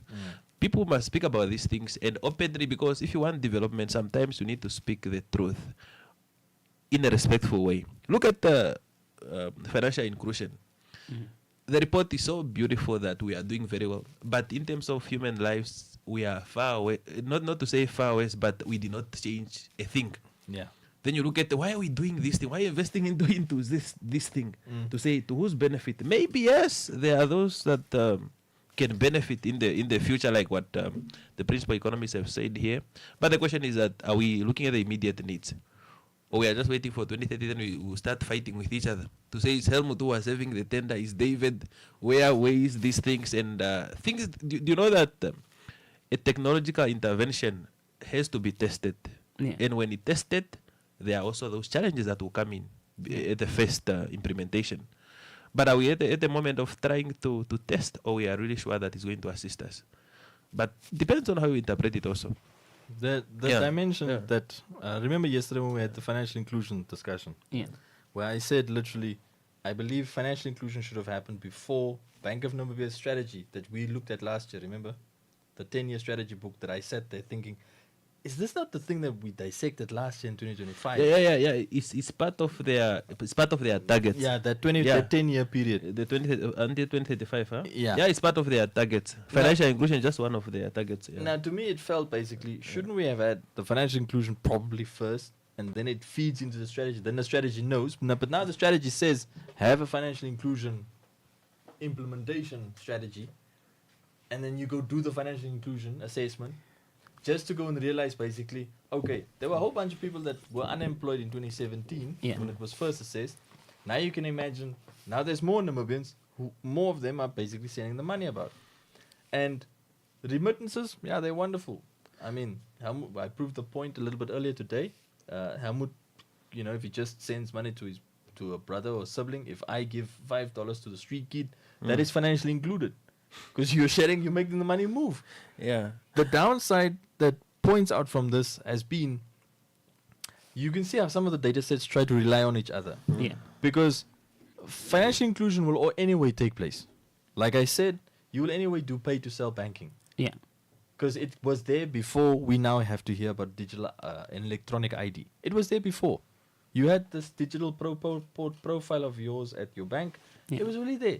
You have a digital profile of you playing, what's that thing's name? Call of Duty. Yeah. I have a digital profile playing whatever I'm playing on Steam. It's already there. But you can see how public services are trying to catch up to digital presences, digital activities, and digital involvements. Now the concern is all about, okay, now do you merge your real life electronic ID to a digital trading platform? Let's, for example, say you're a gambler. Let's say that the responsible gambling discussion we have. Now you go to every online betting site. Not to say that the online betting guys, it's bad. I'm not saying that. But just imagine the scenario. Look, the questions I have are similar to one that David has. It's all about. It's actually two things: service provision and prioritization. So I like the whole fact that the whole the national identification call it an upgrade, is being in now service provision or expediting service provision is one of the reasons pointed out that, you know what, it will make service provision faster. But the question is the service being revamped so that it can keep up? Because and that's why I keep using the example of the health example. Yeah. Yes, if this ID is going to make it easy for me to have access to health services, will there be enough nurses and doctors to attend to me once I get there fast enough? No, it's a good question. No, why are you angry, Alman? No, it's a nice question to get to my bad cop to say, scenario. is it going to change my way of life? Because you know, and you can look, and you can apply that to education. You can apply that to pretty much any service, and that's just a genuine question that at least I have. And the prioritization, the prioritization in terms of financing is we don't have enough money to go around. That means implementations like this means an addition to things that we have to go shopping for as a country. Do we have the money?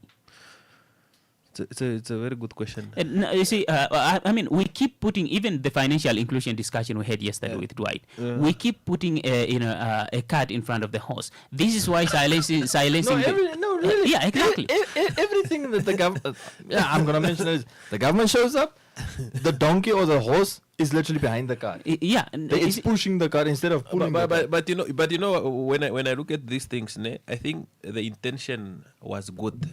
The idea was sold very well. Your heart is in the No, the intention was good. And the idea was sold very well. And maybe it was going well to other countries. You know what is beating us? Yeah. We are being beaten by international standard in terms of development. Because what is beating us is human development, because we are at the last part of the whole world when it comes to inequality. Now, when Singapore stand up and say, no, this is what we did, we made sure that everybody is included, we made sure that this is what we did, then you can say, no, let's go and benchmark. Have you seen our lawmakers went to Singapore and benchmark? Yeah, we flew to South Korea. We can come up with the right formula from there. But you know what's going to beat us? It's our condition and standard. It's not going to work out here in Namibia unless you deal with the basics. So we're basically playing keeping up with the Kardashians. No, we're keeping up with the Jones. Keeping up with the Jones. Dwight, where's that graph that you showed me yesterday, the one of inequality? It was on the World Bank where I looked up whether or not we're still number 2. And we're in the red zone. We are still number 2. You know what is going to beat us is when we fail to deal with the basics. We can speak the beautiful English that we want to speak. We can build better infrastructure. But if you have still somebody who is still thinking now to say, where am I going to get the fat cake? Just to eat, so I can think about tomorrow. Then you already have a problem. If you sleep. And to sleep. Yeah. If you have numbers of people within a town or within the city that are maybe 5 times than the numbers of houses we are planning to build, you have a crisis that you need to deal with. But maybe you can go to the, how do you call this, the hierarchies of needs? Maslow. To say, let's deal with the basics. Let's deal with the basics. Which has also been debunked. But it still is it's still something we can use. Because you know what, as far as I love to be with international standard, if I have to praise the whole village that I do what I do, but my kids are still going hungry. If they are ticking us box at IMF that we have paid the whole loan, they are doing very well in terms of Financial Action Task Force, which is good to look at it from that aspect. We are trying to be in the top. In the top list of to be accepted by the world, but do we accept ourselves? That is the question that we are asking ourselves to say: do I accept myself as a Namibian that, regardless of the world moving very fast, let me deal with the population of the young graduates that I have in the street, regardless of international investor coming with banks full of money. Why can I not deal with these people first? The young guys, those who graduated, and also those who are not in school, because then you can also deal with other aspect. But if we are now moving very far, we are not in the same boat. That's why we are always disagreeing. Go to social media, go to Facebook, and you see that Namibians, we are not at the same page. If somebody is already talking about a train that is using green hydrogen. Somebody's complaining about water is cut off. We are not on the same page. Or somebody's complaining about university and all these things. Refund did not come. Yeah. We are not on the same page. But maybe we are getting there. Maybe if it's explained very well, maybe if there is a strategy, yes. You know one thing, but I'll say this after you come in, especially David. Yeah. Here's one problem. Yeah. I think what you just pointed out with regards to one person is talking about, let's have a green hydrogen type of train, for example, and Which the does other exist. the other one, the other one on one side is saying, well, I don't have access to clean water. Doesn't this speak to the to the economic disparity? You have a wide economic, you have a wide economic inequality here, where one person is talking about first world, like developed world type of modes of transport. The other one on the other end of the economic spectrum is trying to figure out how to put bread on the table, not sushi, just basic bread. Look, this is speaking to the one was fried place even. This is speaking, and this is bread without any. This is not a sandwich. It's just bread or its own bread. Yeah, it's just bread. Yeah, it's not a sandwich. They are not asking for for too much. They just want the bare minimum. They are in survival mode. This to me speaks to the economic inequality. Like this is a wide economic inequality that we have. You know what? In the weekend there was one post which was circulating via WhatsApp. Somebody lost a pet. I don't know if it's something. How do you call that? Oh yeah, animal? the It's a dog. ground. No, it's not a dog. It's something like a ground squirrel. That was a ground squirrel. I don't know, but it has a name. Then he said, "No, this is."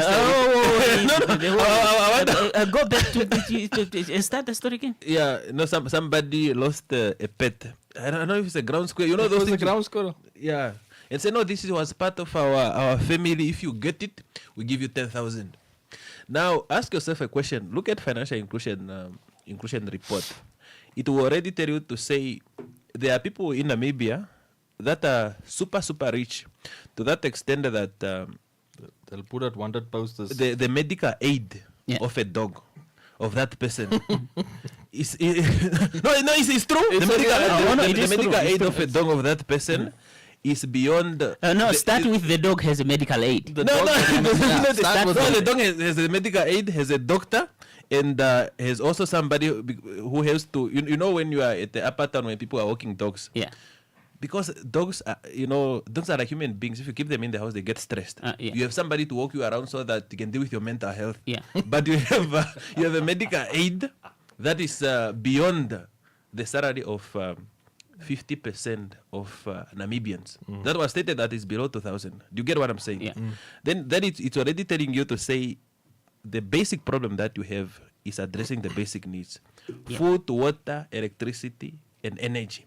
Then we can discuss about Lamborghini. We can discuss about electronic or digital idea, or wherever you want to put it that way. But if you bring about new things in Namibia and they are not really helping people to get out of poverty. Hey, you're hungry, but hey, on the bright side, you have an electronic ID. It's not going to help you anything. You can be followed everywhere, don't worry. It's prioritization. Prioritize what is needed. I know we don't have enough money in the country so far to deal with all the problems. But some of the things, they are not necessary to the majority.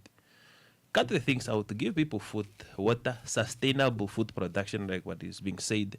Then we can deal with electronic stuffs. We can deal with data centers. But if you hear we are consulting about the nuclear, then we have a petroleum bill not done in Parliament. Now we are here at. Oh no, there was a oil related thing that I didn't go to today. Yeah. Which in some scenario, you also have to ask. But okay, we are not at OPEC yet. Saudi Arabia is a OPEC member. This particular legislation is known as the Riyadh Model Treaty. It's the same thing that I sent you about the nuclear bill. Yeah. The model law that you can have from the IAEA. Energy But the Agency. IAEA is a UN agency. Yeah. Saudi Arabia, OPEC is not a UN agency. Hang on a second.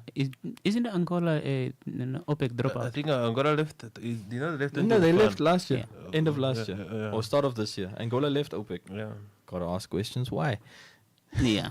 Serious questions why. But what David pointed out to me was, yeah, if you use the Maslow's hierarchy of needs, it's a good thing. It's a good starting point. Which is also the thing that I've been hammering on about. You know, we can improve Namibia's image or way of life. You can improve just way of life if your municipalities or your local authorities actually delivered services. If you, for example, had police presence when you needed police. When you have, not that thing that happened to me last year when I had a choice of 3 councillors for the local elections and I didn't know, they didn't canvass for anything with me. They didn't.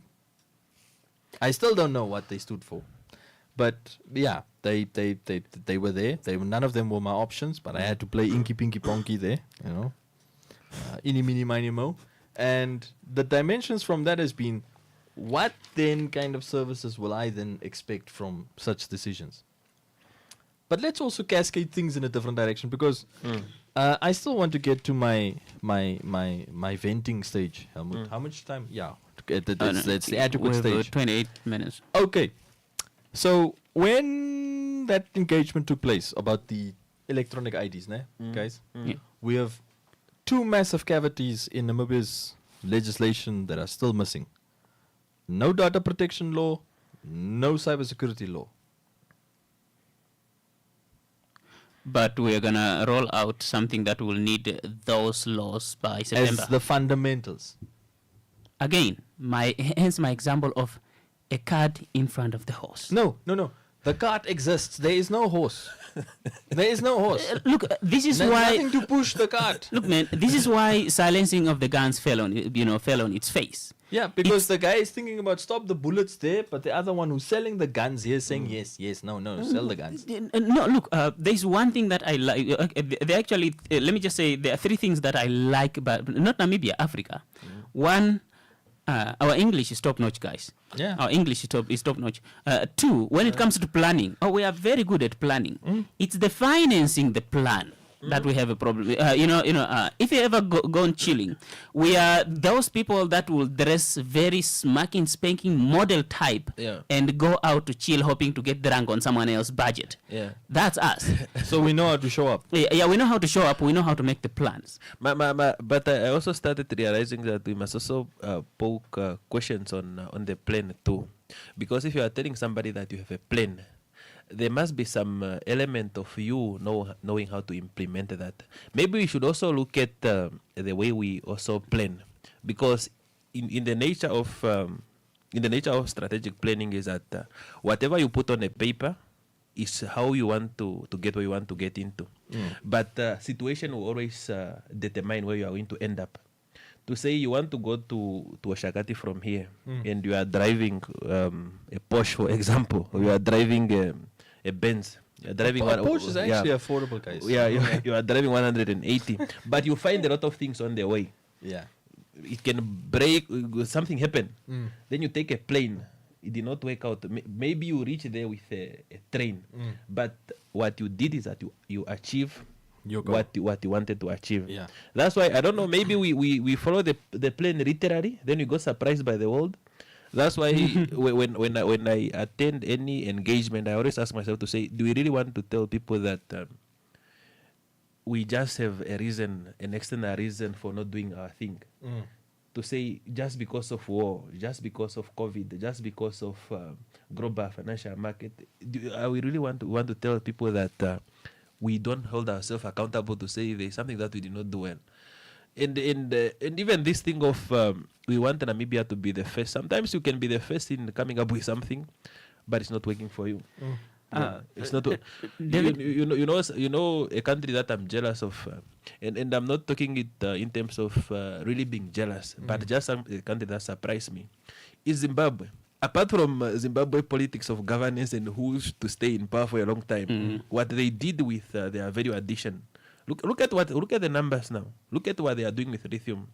They are now saying by 2027 total ban of lithium. They are now moving to coming up with batteries from rechargeable batteries from lithium. And to me, I say Mnangagwa must get an award not only in terms of extending that, but I think maybe he's a good guy. Maybe he's driving Zimbabwe to a certain direction. No, then he should get a Nobel Peace Prize on economics. Yeah, we can leave this politics off to say, because I still want to see a Western country thanking Zimbabwe for value addition on its lithium. No. I still want to see an international institution such as IMF or World Bank to say, no, let's give Zimbabwe something because they are doing something. Because to them, that is creation of employment. Yes, it is. And it's being industrialized. That's actually, do you know what they're actually doing? Yeah. And the reason why And I it's said, working. Do you know? And the reason why I said they won't, and I know you know also, Helmut also knows, is But primarily maybe they will. it's primarily because of the British. Yeah. The British still have a bone of contention with Zimbabwe. Zimbabwe is still the only sanctioned country, which technically feeds into the discussion of the other day when I went to the STC of AU, when the guy from the AU went and said, we've got 7 members that are sanctioned. I was like, 7? Yeah. On the continent? Out of the 55? Which they only meant that they only had 48 members left to start their processes. So from that scenario, you can immediately see that a Commonwealth scenario, a global discussion, and a UN discussion won't acknowledge Zimbabwe on that. You know, which does sort of like expose that colonial tethers that the UK still has with Southern Africa and still with Zimbabwe. So yeah, it's one of those dimensions. No, Zimbabwe is doing very well, because I think there's always something that I'm saying to say, you rather learn from pain or wisdom. Because if we did not learn from wisdom, we did not learn from others. Pain will teach us something. 20 years of sanction of Zimbabwe since early 2000, after, the veterans started taking out the land, which was actually a wrong move. But after 20 years of sanction, Zimbabwe started realizing that we are not going to die. Apart from everybody, because the first person to jump into the plane is the intellectual. All the doctors, they ran to America, they went to UK, they went to some become, they become lecturers and professors all around the continent. But there are also those who left. Whatever happened in politics is something else, but they realized to say there is no one who can come and assist you unless yourself. That's why I think Nangagwa is a very careful guy. He has been avoiding a lot of trips all around the world. But one thing about him is that when you are driving that direction, I think that is something that even if they are not going to get fruits now. In 10 years, ask yourself, where is Zimbabwe going to be if this project is sustained? Then you also ask yourself a question to say, how come somebody who has been sleeping for 20 years while we have been awake come and overtake you? We are just 3 million. Zimbabweans, how many are they? They are more than 20 million people. And a country smaller than us. Yeah. But the thing is, if we don't do well with what we put on now, after 15 years, the real result will come out. Because I can defend my plan, what I want, and I can reason. But he still will remember us to say Namibia has been in a lot of discussion over the past these years, but it's still here. Because if Zimbabwe come from far and overtaking us, that is really something that I wanted to bet on, to say we're supposed to change these things already. Because how many countries do we have in the world? And you really want Almost to say 200. You really want to say that no, it's more than 200. It's more than, if you count apartheid South Africa disputed ones, was the most painful colonialism in the whole world. You really want to tell me that? I will not agree with you. And it was the most painful, because we always know if you are colonized by the French, you are even worse. But for some reason, the British just are stable. Former British countries. No, when it comes to initiatives like the one that Zimbabwe is implementing with regards to lithium, you have to ask yourself one question. This is, he's talking about processing lithium at home, and that's part of the value addition. And he wants to push that. Zimbabwe wants to push that from just from processing lithium at home to building batteries. So you can see that it's a ladder being climbed of industrialization here. Now, which is a good thing. But in terms of who is going to be happy and who is not going to be happy, you have to look at whose supply chain. What's that doing to whose supply chain, and you'll understand that if you if you were a Western company, for example, and you got your lithium from Zimbabwe, and you had the leader say that, you would definitely not be happy. And we saw that.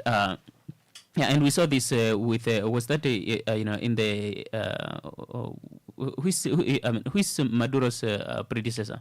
Keep forgetting that guy. Now the thing is, it not Hungo? it was Hugo Chavez. Yeah, thank you. It was when Hugo Chavez nationalized Venezuela's oil, that impacted a large part of American oil private sector. They were definitely not happy, but they ended up suing the heck out of each other. So when it comes to to resources, forget the politics. Look at the money. Whose supply chain are you impacting? Because believe me, those guys are not going to be happy. And they may also come and pick you up like they did to Maduro. But one thing that I went to attend this Namibia economic what is it? Is it guide? Was a guide. Yeah, Robin Chevron. No, it's a very interesting guy, especially when it's coming to economic discussion. But apart from looking at Namibia trade with other countries, one of the things that I really think stood out is that playing with the big boys. That's Namibia now. Yeah, Namibia playing with the big boys, particularly in terms of trade. He gave a comparison in terms of governance, and also in terms of economic affairs. But in my observation, and maybe the observation of many other people, is that not only Namibia, many African countries, they become a battleground of superpowers. Because colonialism now, they don't come with AK-47 assault rifle or the bazooka. Now they use economic tools, and you become a battleground. But any economies that you see,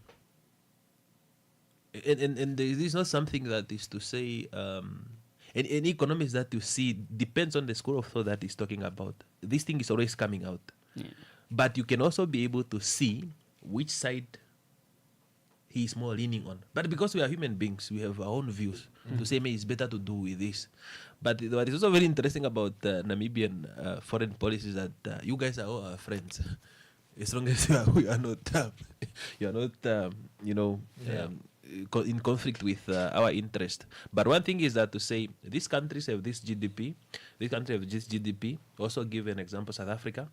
This country are number 1 and 2 in the world, but Namibia is here. And looking into the future, are we going to win that game, and how should we navigate through? Because we are working on ice. How can we navigate through that? Because value addition, there is no, and this is very clear, there is nobody who will push you to do value addition. When an AI company come to Namibia, for example, when an electronic company come to Namibia, they want to create a space so that you can continue buying their product. They will not come here to say, no, we want to manufacture computers here. We want to manufacture these cell phones here. It's up to you to push it. That's why Zimbabwe push it. And ask yourself with this electronic ID, for example, to say, in terms of Namibian workforce or Namibian skill set, how many of Namibians will be able maybe to benefit from this project, particularly in implementing it? Whose system are you going to use? Or is just something that you're still going to look at other people? You just keep importing if it's an importing. Yeah. But, it's a very interesting conversation because the next 10 years is going to be very interesting. It's going to be very interesting because things will come on the table. Do you need toiletries and household cleaners? You won't get it cheaper than at USave up to the 7th of June. Get 2 50mm jars of Vaseline for only 25 Namibian dollars. Smell fresh with Playboy Roll-On deodorant for just 18.99 Namibian dollars. Get 2 kilograms of Surf hand washing powder for just 49.99 Namibian dollars. Get 750 milliliter Sunlight dishwashing liquid for 28.99 Namibian dollars. And get 2 boxes of Cares Maxi sanitary pads for only 12.99 Namibian dollars. USave, where else?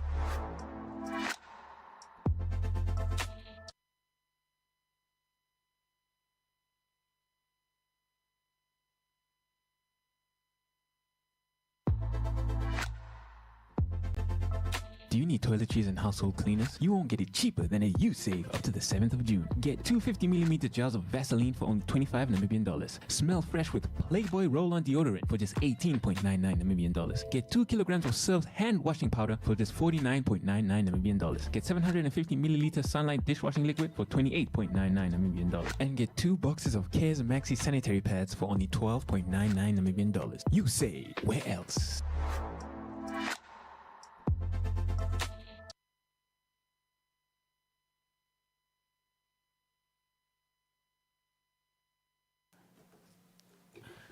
Welcome back. 14 minutes left to the hour of 7, and break snuck up on us while David was making his point. David, on your mark, set, ready. Han. Oh, Han. Yeah, I'm just saying in the next 10 years, it's going to be very interesting. That especially looking at what we plan. And it's also going to be interesting to say, because sometimes yes, it's good to give a person time to implement. It's good to let the minister implement. It's good to get to let the financial institution to implement this strategy. It's also not good to disturb sometimes. But when you see that you are already 80% into the thing, then you can stand up and say, no, at least change this direction, things are not working. We can go back to the basics to say, did we address our basics, or we are going to address our basics when we reach a certain level? It's the same thing with the discussion of an airline. Did we die when we did not have an airline rather than when we had it, when it was milking us? Or now, is it going to be profitable? Or is it just going to be another trial that we're going to put into? Those are things that we need to put, because we are not at a time of experimenting anymore. Yeah. We have experimented for 30 years. Maybe this is a time for real implementation, real development. We have tried, we lost. We tried, we had white elephant projects, we have learned. We have been exporting raw, then we are at a point where we are saying, no, let us do this. And we can't anymore leave a lot of people behind, because if you leave them, they may not come back. Because you know how the society is operating, especially when you are in a sector of inequality. Yeah. If you continue expanding, because financial circulation is not going to stop. Money is still going to continue circulating among the few. And when it's continues circulating among the few, they become more richer and they leave a lot of people behind. Yeah. Now, it's going to be very difficult now convincing the majority of those who are living in inequality to come on board. That's why we should really expand this discussion to say, are we done with the basics? And if that, maybe somebody can also successfully done with the basics. Maybe somebody can also convince me to say, what is this electronic going to change? How is it going to change my life? Is it going to change my life? How? Oh no, it just means basically there'll be more data collection about you and more surveillance about you. That's all. The thing about surveillance, look, one thing that you need to know is that the world has moved very fast to that extent that nobody can hide anymore. Yeah, you cannot hide anymore, and you can also not say people should not look at me. That is a reality of life, to say the world have a much advanced. But other than that, what other things can it really assist? Because we have basic painful needs that every politician knows, every councillor knows, every parent knows. You know, when you I have experienced this with my parents, for example. When you graduate and you are not working, people people ask you difficult questions to say no, but why? I said, no, I did my best. What do you mean?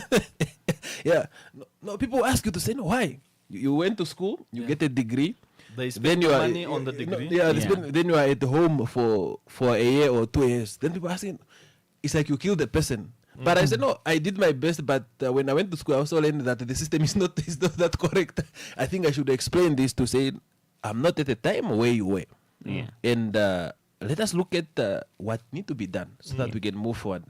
And also to say, let us look at the basics. Now then they understand.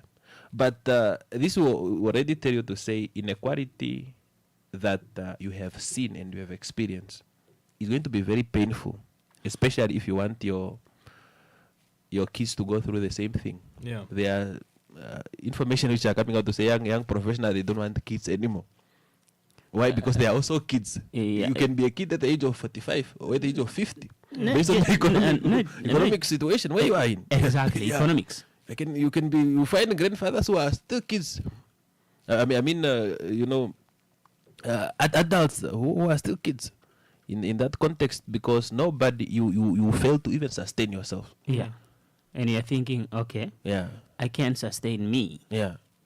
And now what am I gonna do with the whole family? No, even the relationship now is a strategic economic alliance. There's no more pure relationship out of love. There are those maybe who are in love, but you must be in love. On top of that, there must be something. You see, that whole that whole love thing is the only thing. Is the thing that made me hate rich people. You know that you know how conniving and very sleek rich people are. They spend the whole history of rich people marrying for money. Yeah. And they'll be using for money and power. And they'll be using a lot of that money that they have acquired to produce movies, books, and songs about marrying for love, which we all have fallen for. Which really sucks because in the world of why is First World War known as a more often referred to as a family affair? Because by the time that World War I started, the Tsar of Russia, the Kaiser of Germany, and the king of the British royal family, they're relatives thanks to Queen Victoria. So a family affair gone wrong.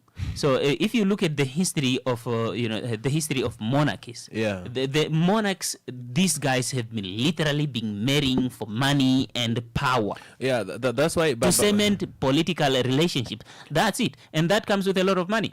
And they spend billions of dollars to produce movies like 50 Shades of Grey. Let's face it, if that guy was broke, that movie would have been a domestic violence case. But the guy is rich, and for some reason it's romantic. If that movie was Namibian, it would have been a Jeep. It would have been a GBV scenario. It would have been a GB. Look, the thing is the difference between, the difference between, who wrote the book?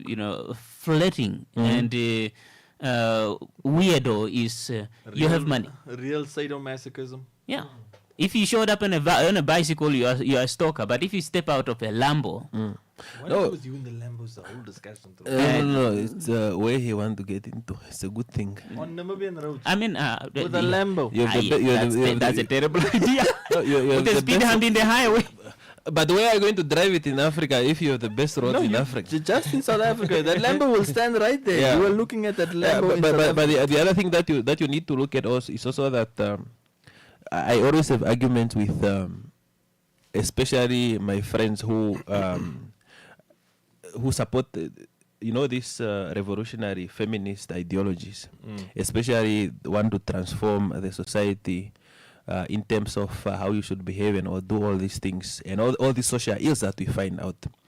One thing that I always disagree with them is the economic impact on social lives, especially you look at the relationship that we are into now. Yeah. You look at these issues of gender-based violence and other things. You find somebody who is an expert in gender discussing about let us start with this project of upgrading the boy child and all these things, which is quite a very good thing. But what is the root cause? Yeah. What is the root cause of an absent father? It can be an economic situation. Yeah. Why? What is the root cause of some? Maybe the father is not. Maybe the father is not upset. The father is in jail. Why the father went to jail? And you know what's my favorite part? Yeah. Look, man. Yeah. I'm gathering my political correctness. Yeah. Look, you never get it in discussion like this. Yeah. Look, the thing is, addressing a root cause of problems is a very difficult thing to talk about, let alone to do. Yeah. Which is why one of the biggest, some of the biggest critics, even medical professionals of modern medicines, is that we are, you know, we have a lot of this, we have a lot of these sicknesses because we are busy, pouring billions into researching how to solve the symptoms, not instead of addressing the root cause. You are correct, because the root. If you address the root cause, if you sort out the basics, if every child in Namibia go have a 3-day meal, if every child in Namibia can go to basic schools, not an advanced school. If there is a relationship, between high institution and the industry, if there is a guarantee that, then other things will just fall into places. But we are now running a race where other people are still not even standing. Because if we deal with the basic, not to say, and also one thing is that if we want to come out of this inequality thing, we must also look at citizens themselves, the aspect of laziness. Because being also on social grain for a very long time also made us expecting everything from government. Even issue of patriotism, to say if there is an economic project, how many citizens can volunteer and do that, then we can meet each other here.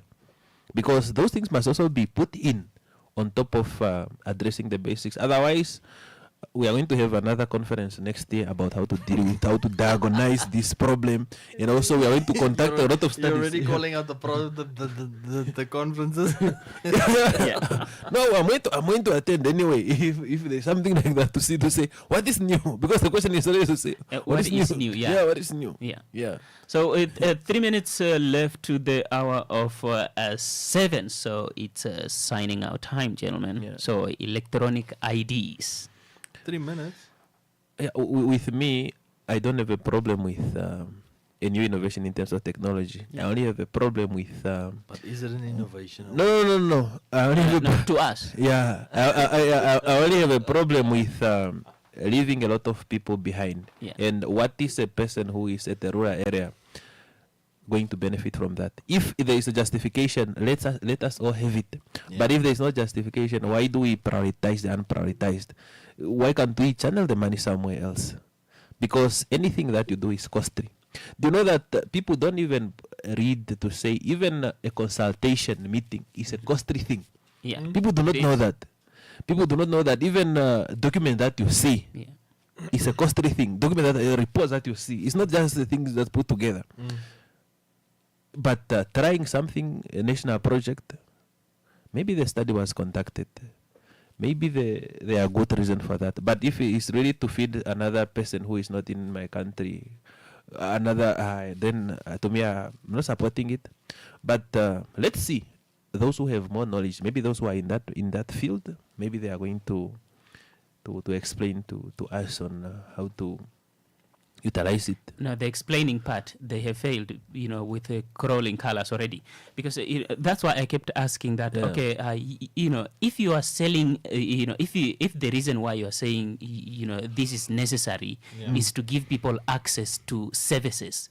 The question is, have you sorted out the services? And I can tell you, in most towns, no. That is the problem. So you are just, fast-tracking the ability for people to get access to the services that are not there. Yeah. Just to bring them, and then they tell you, oh, but your nurses go on lunch during 1 and 2. But thank you. You got here on time. We have your information on time, and everything is sorted. Just please sit here waiting during the 1 hour. Yeah. So, on sal more cake. All right. See you. See you around. See you tomorrow. And on my side, guys, stay tuned for the next program. See you again tomorrow, same time, same place, up until 7 o'clock, as we always do, here on Eagle FM. Sharp.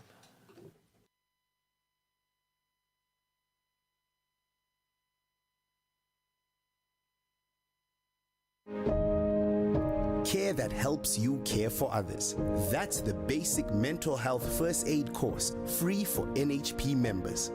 You'll learn how to spot early signs of mental or emotional distress in friends, family, or colleagues, and how to guide them to the right support before small struggles